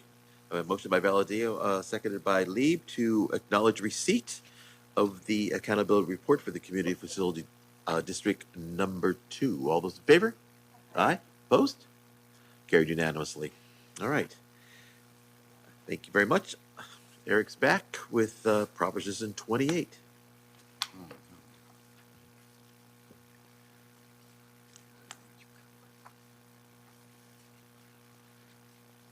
Okay, Proposition 28. This is something that we go through. And this is something that was passed by the state. And here's the background information. It was passed back in November of 2022. California voters passed Proposition 28, and to get funding in for the music, the arts, and to have ongoing funding. And the purpose of this was new funding. And it was not to continue funding for certain programs you had. It had to be new spending. So for the 23-24 year, and this is an estimated amount until the number is solidified by the state, is we are going to, and it's based off of the enrollment of pupils who are free and reduced. And since our numbers are going up on that, I am very interested to see what it's going to look like after they look at the estimate and go from there. But the way the funding works is 80% of the funding is on staff working directly with students, teachers, aides, and this has to be for new spending. Meaning is, for example, Mr. Spankowski is the band director at Creekside. I cannot replace his salary with his funds. It has to be a new position. It's to expand the arts and music program in the district. 20% it goes towards material supplies. That's the fun stuff like you saw, the plastic instruments in the back, for anything that any teachers want. So that's going to be the teacher's wish list in all those departments. And of the 20%, you can spend no more than 1% of it on indirect costs or administrative costs. First thing is you have to build a plan. We had several meetings. I met with all the departments from choir to band and the art teachers. We brought them in. There's a ton of yellow posters hanging in my office, the chart paper, and I had them all over my wall, and it looked like it was yellow wallpaper in there for a while. And we met with the teachers first and found out what did they want, what are they looking for, and we'll get to all that here in the slides here in a few minutes. And then we held parent meetings, 3 of them after the fact, and we brought the parents in. And the nice part is, I will say that the teachers all came back for the parent meetings, and they actually spoke with the parents one-on-one. We didn't have many parents that came in. I know that Mr. Dela Cruz, who's here tonight, came and also was there for those meetings as well. And it was nice, and we even had a few students that came. So these were suggested new positions. Everything that you can possibly think of from everybody, this would be from our teachers in the district, our parent and our community members, even our students had a couple ideas. And there's a bunch of things on there. I do want to point out that it was brought up, and it's on the list as a VAPA coordinator, is why we only 1% of the money can be used for that. That's about $18,000. That is not something that we'll be doing at this point in time. It's not warranted, and nor do we have the money for that. I would rather make sure that we keep the money going towards the students. There's lots of different things on there from costume manager, because we're talking about drama. This includes drama too. Everything to upgrading the stages at all 4 of the major schools. I know that we're even looking at doing a little bit of work out on the tiny little box stage at Volta. They have a little stage out there. If you have not seen it, it's not much. It's basically a step up in a little round area. But they do have a stage out there and a couple lights. Choreographer. We talked about more piano guitar teachers, stage managers. We're still looking to add another music teacher at the elementary level, which could be funded. And currently, our second elementary band teacher, Mr. Aiden Westrup, is actually funded out of Prop 28 because it is a new position. So we already have one, but trying to find some of these positions is kind of like trying to find a unicorn. It's very difficult, but we are looking. We do now. And so the accompanying us on there now, that is something else. We were able to expand our part-time one. We had a full-time one, and then we had one that did 2 hours. And so we are able to fly an additional 5 hours using Prop 28 funds. And so now we have a piano accompanist at both, one split between the high schools and one between the junior high schools.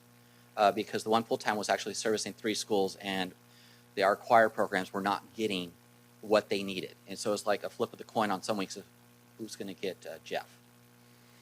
So now we actually have one for both the high schools. They split time, and now at the junior high schools.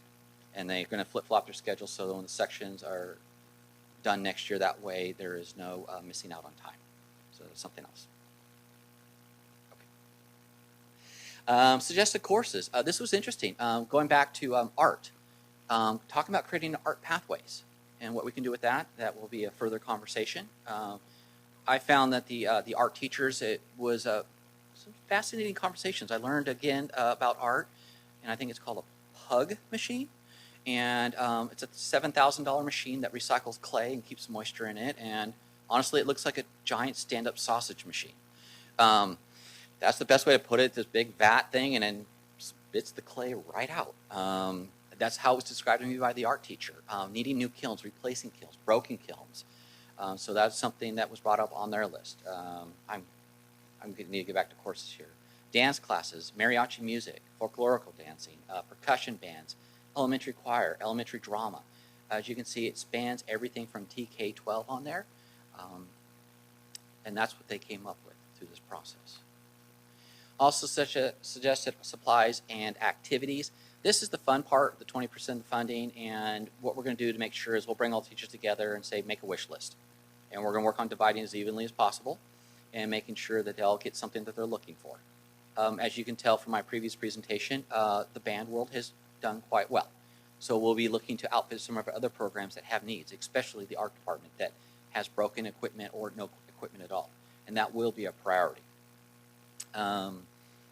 Plastic instruments is on there. You've already seen those. A wet-dry closet.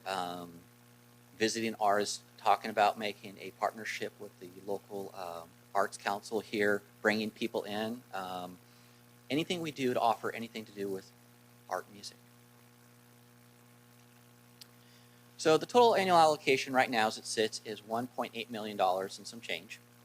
19% of it is supplies, equipment, and other. There's the breakout, 1% indirect costs, and then 80% for new staffing.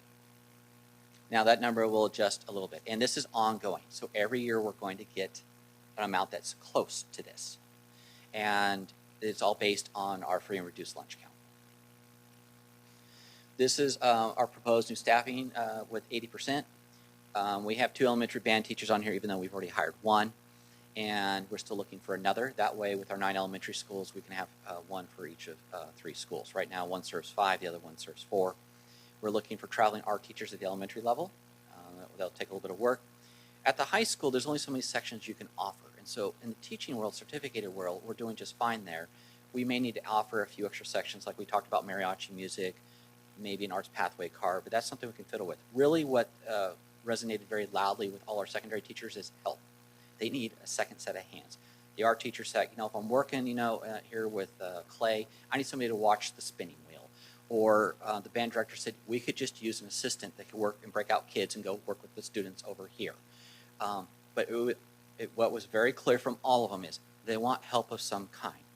And then also from the drama world, they talked about having some type of stage manager, and why you saw on previous slides about a choreographer, costume design.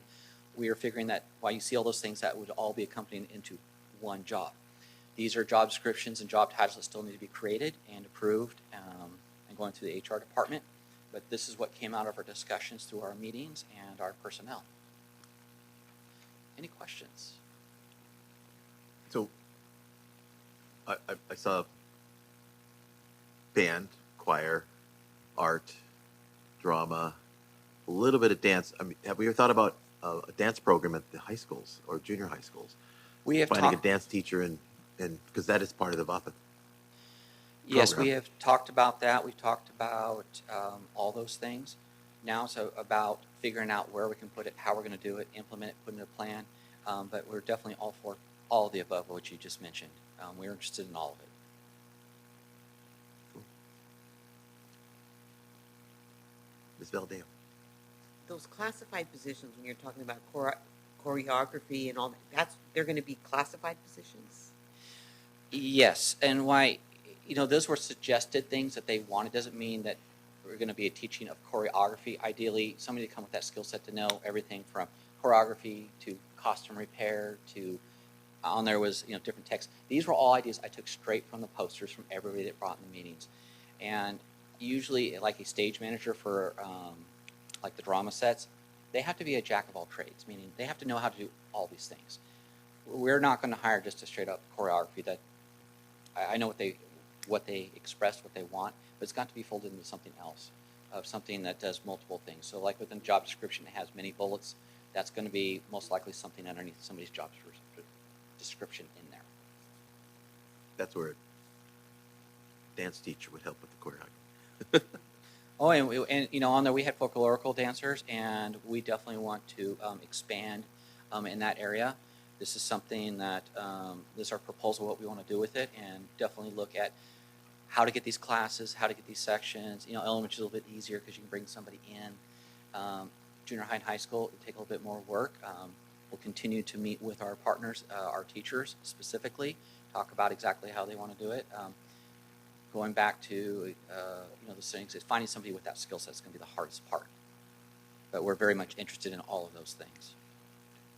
Sure. Hang on. Sorry. You guys make sure you let me know you want to talk so I can hit the button here. Okay, ready? Yes, go for it. Adding new positions, does that going to require room that we don't have? Rooms that we don't have?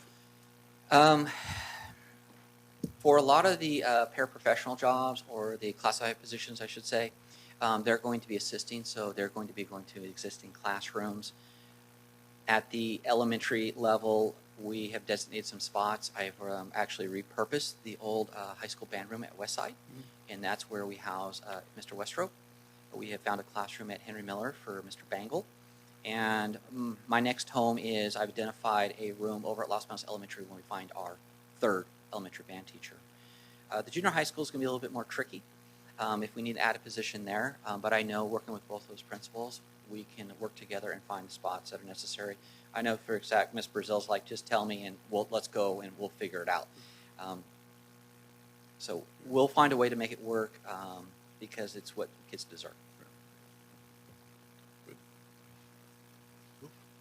Any other questions? President? Yeah. I wanted to take this minute to commend Eric because it's been fun to watch him through this whole process and to see a big segment of our students get all these resources. So I really think, it doesn't happen overnight, and I just watched them the whole time, the whole process, just watching it. So it's nice to see it all come to fruition. It's fun to have money to spend, isn't it? Yes. It is. And, one other thing which was not in my presentation is all 4 stages have all gotten makeovers, even Pacheco High School. Pacheco High School is state-of-the-art. They got new curtains this year. Los Banos High School just got theirs this week. They're getting more scrim curtains in the back, so rather than see the big black box, even though they don't have a Pacheco setup, they're going to at least have a small black box stage, and it's going to look, the best that it can be for what it is. And even the junior high school's got stuff, wireless mics. We're making sure our kids get what they need. So you can actually hear when, hopefully if the kid speaks loudly enough with their lapel mic, you can hear them. But we're hitting all areas. I'm excited to make sure that our arts program get what they need. Appreciate that. That's great. All right. Thank you very much. That was very informational. Thank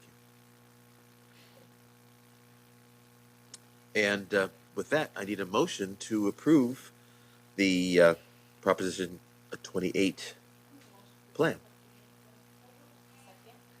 We got a motion by Member Smith, seconded by Member Moran, to approve the Proposition 28 plan.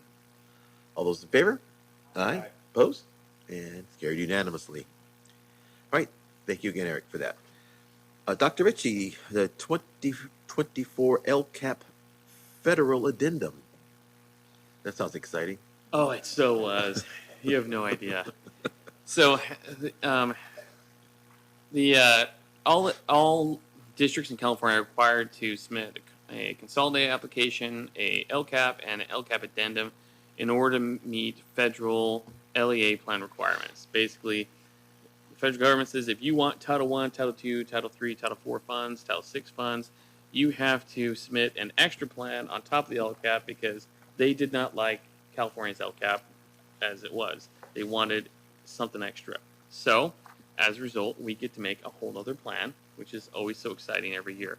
So the LCAP addendum, this covers how we are currently using all those title funds, what our plans are, how we're monitoring it, how we evaluate it, all that. So we bring this to the board tonight and to ask you to approve the 2024 LCAP federal addendum. All right. I did request that we get hard copies of this tonight because like pages 44, 45, 46, etc. were kind of like, well, let's just say they're impossible to read. Yeah. So I did request, and we do have copies of that. Is this posted on the district website also? It is. In a readable form? Yes. It is. So if anybody has the district packet and is looking and says, I can't read any of this, it is available on the district website. All right. Any questions for Dr. Ritchie? Then I need a motion to approve the 2024 LCAP federal addendum. We got a motion by Member Leap, seconded by Member Valadeo, to approve the 24-24 LCAP federal addendum. All those in favor? Aye. Opposed? And it's carried unanimously. Thank you, Dr. Ritchie. All right, on to BMY Construction Group change order. Good evening again. Welcome back. Thank you. It is recommended that the board approve change order number 5 with BMY Construction Group Incorporated for the construction of Lofton Stadium new track and field improvements project. It's for $3,479.26, and this was for work that was, they had to come back during the turf installation. That's why it was so much later than when they first finished. So they'd come back and adjust the manhole covers. Where is that manhole cover? It's under the turf. There's a manhole cover under the turf? Yeah, so they can get into the drainage. So I have to take up the turf to To get the into the storm manhole drain. cover? Yeah, they would. Well, no, it has a lid, so they can just take it off. Crazy. The turf covers it, so they can still access it, but it's covered with turf, so you don't see it when you're out there because it just looks all green. But there's a manhole cover there. There's I want to say there's one on both ends. Yes, on the edge, not in the plane So this surface. is work that has already been completed. Yes.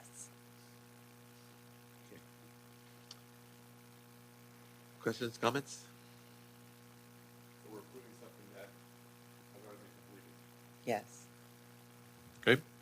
It was either that or we stopped the turf contractor from doing their work and we wait for a meeting to happen and we approve the work, then we go forward.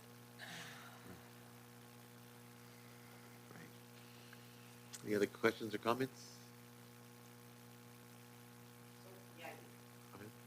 I'll say it. All right, Ms. Nobody Gomez. else is. So when something like this happens and something has to be approved, like it's already done, now we're approving it. We would have to call a special meeting to approve this and do it I don't know what you want to call it, the right way before it happens. We would have to stop construction and we would have to have a meeting to approve this if that's how we want to do it in the future. Or we have a contingency we draw from and we do that way. But we didn't set up a contingency with this project. Maybe that's something we need to consider, setting up a contingency. We could do like 10% contingency, yes. Okay, cool. Any other questions? All right, need a motion to approve the change order number 5 for Lofton Stadium.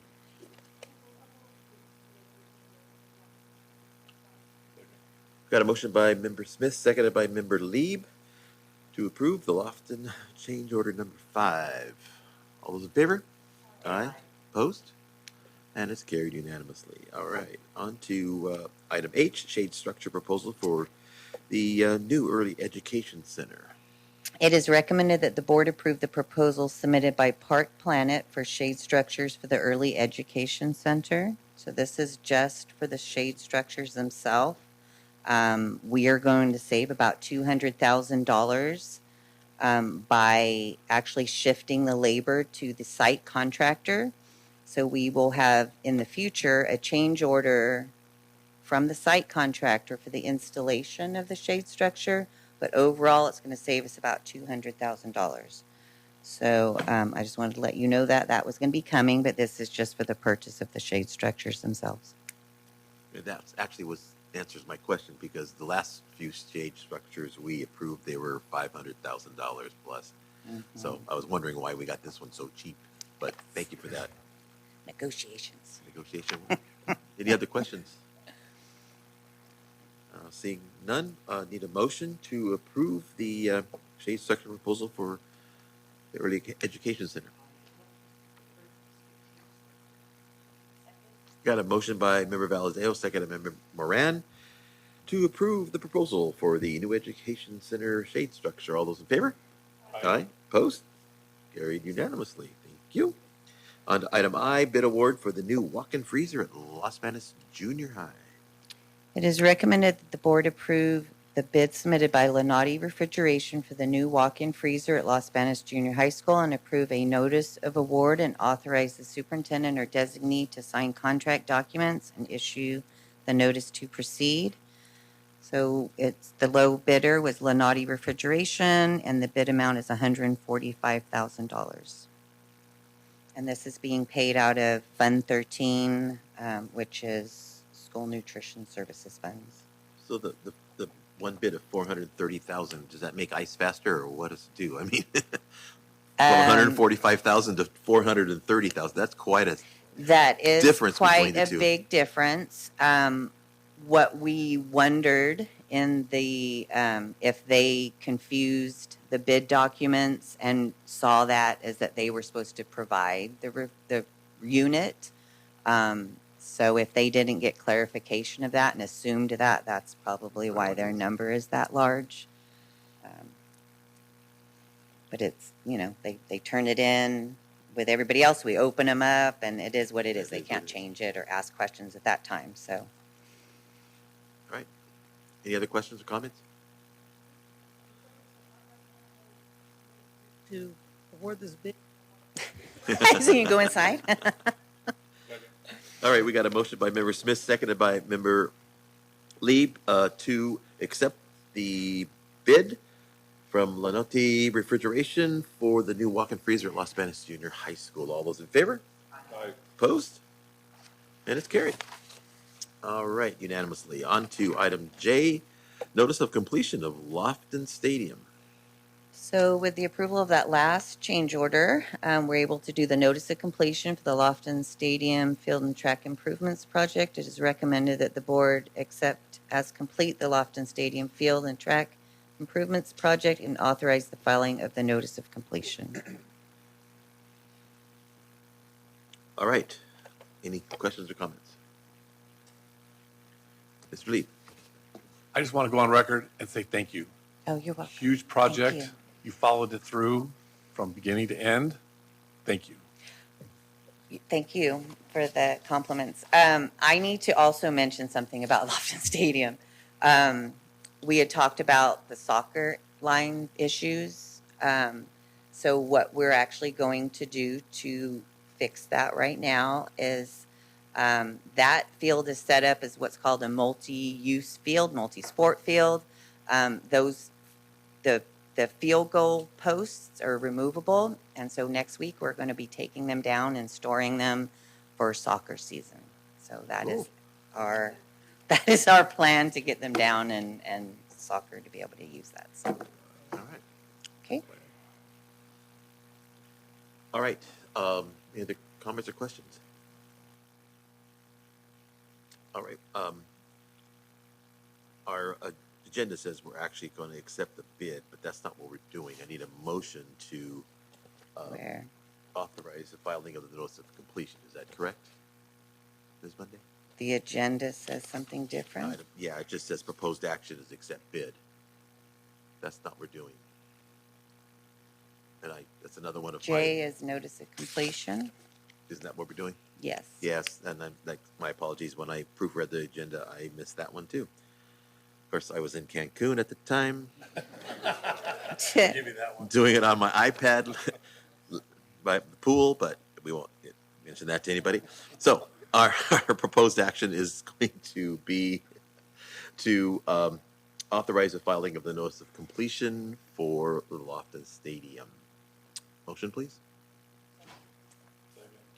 Motion by Member Moran, seconded by Member Lieb. All those in favor? Aye. Opposed? And it is carried. All right. Thank you very much. On to item K, new job description for Network Application System Administrator, Dr. Calzadias. It's recommended that the board approve the Network Application Systems Administrator classified management position and job description. It's important to note this is not a new position. This is a position that was currently held in the district. The individual that held the position actually retired. And so the position is being restructured to meet the current needs of the district. Okay. Any questions, comments? With that, if not, I need a motion to approve the new job description.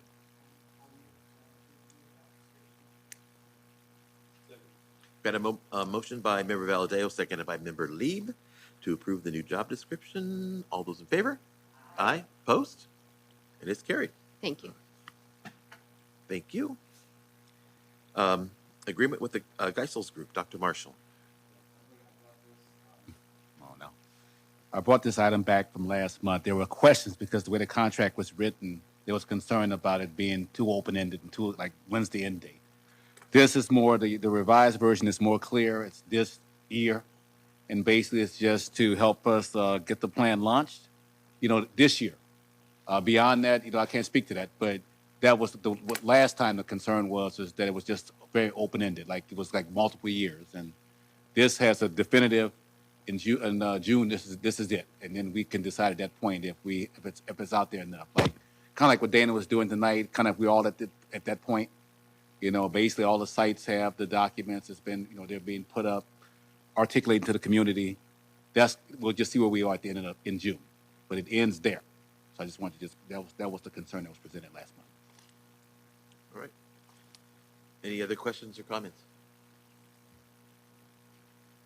Need a motion, please, to approve the agreement with Geisels Group.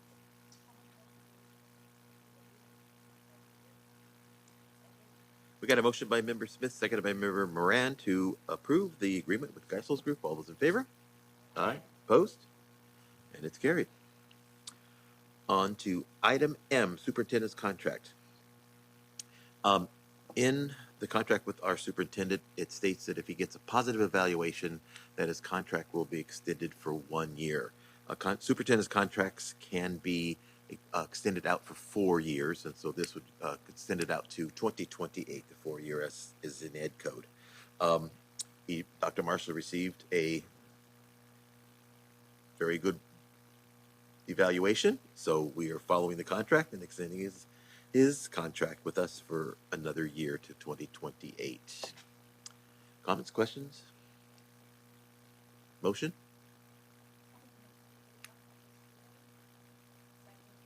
We got a motion by Member Smith, seconded by Member Moran, to approve the superintendent's contract 10th addendum. All those in favor? Aye. Opposed? It's carried unanimously. You're here till 2028. No? That was on the record. And we're going to hold you to that. All right. Item N, our annual organizational meeting. Dr. Marshall. All right. It's recommended that the board hold its annual organizational meeting on December 19th, 7 p.m. right here. That's the time and place for its annual organization meeting, December 19th. Which is a very typical thing that we do every year, because you just have to announce it and then we do it. Yeah, So, election with that in of mind- officers and such. Yeah. With that, questions? Motion? We got a motion by Member Lieb, seconded by Ms. Valadeo. Thank you. I knew it came over here. To approve our date and time of our annual organizational meeting. All those in favor? Aye. Opposed? And it is carried. All right, on to item 10X, as it says here.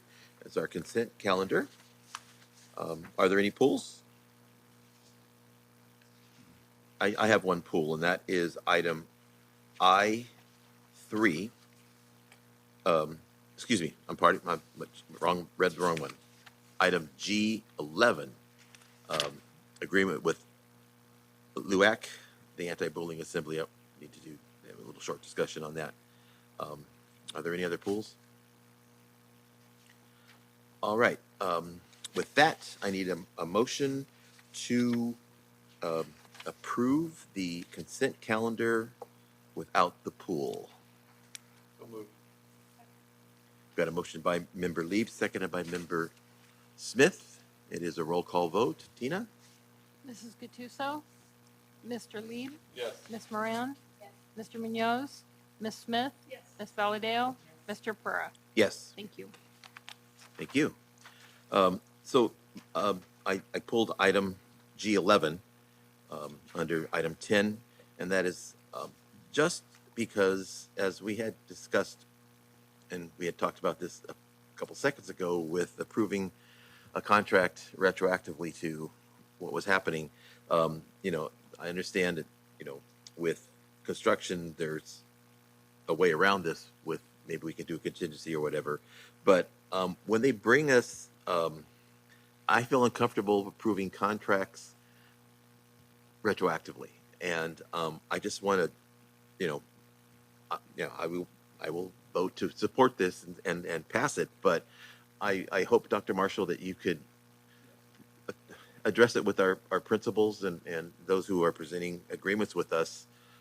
We've had this in the past. I think it was with cheerleaders, I think, a few years, cheerleader camp, and we had to approve it after they went to camp. And I brought it up to Dr. Marshall, and he addressed with the principals, and we didn't seem to have a problem with that, but maybe they need to be reminded that we need this before the actual event happens.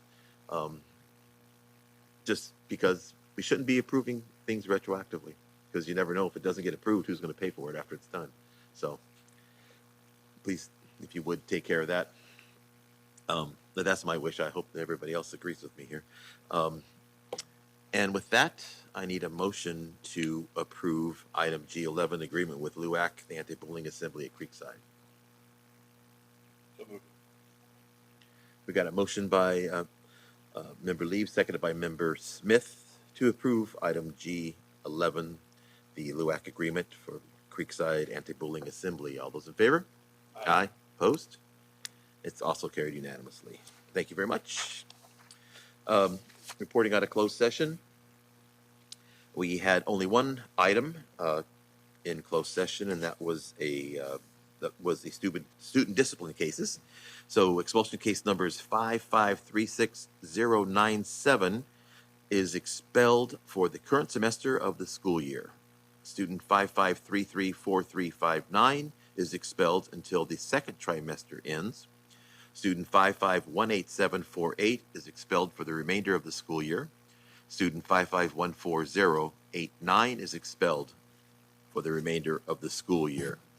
Students are to contact Student Services for readmission following the period of expulsion for a review of attendance, credits, and/or grades, behavior, and recommended counseling. All students are referred to Valley Community School. By a motion by Moran, seconded by Member Valadeo. Votes 5 ayes. There were no noes, no abstentions, and 2 absent. With that, that was all of the closed session items we have for action. The next item is discussion, information, and future agenda items. Anyone have anything? Dr. Marshall. Okay, I want to go back to the question that Dana had earlier about the facility issue, because Tina and I were talking, I want to say, and I need to go back historically, and I don't know if it got past the facilities subcommittee, but we had that discussion about the contingency language in terms of if you had something like the situation that we talked about tonight. What we need to go and research was, did it get past facilities and come to the full board? Because we remember just the policy on that, because that was discussed. That was the point we were making when we were like a set amount, like a threshold, like a set amount or whatever. So change orders without board approval, there was a certain dollar amount. Right. And if my memory serves me well, it was like $50,000 or something like that, but I have to go back and look. But let me look at that. And if not, that's something we'll bring forward. But I remember that, we had that discussion. So I want to follow up on that. Cool. Thank you. Thank you. Anything else from the board? Ms. Valdeo? I just know that while we're changing to the strategic plans instead of board goals, I noticed that some people are using them to do. I think I saw, Dr. Ritchie, you were actually using our strategic plans. I was so happy to go. But I noticed that it's hit and miss. So hopefully we can, change our reference materials to reflect our strategic plan since we're already implementing it. Good point. All right, anything else for discussion or future agenda? Next item is closed session. We finished everything in closed session, so we are not going back in there. Everybody have a wonderful Thanksgiving, and thank you for being here and listening. And we are adjourned at 9:04. Safe travels home. Thank you.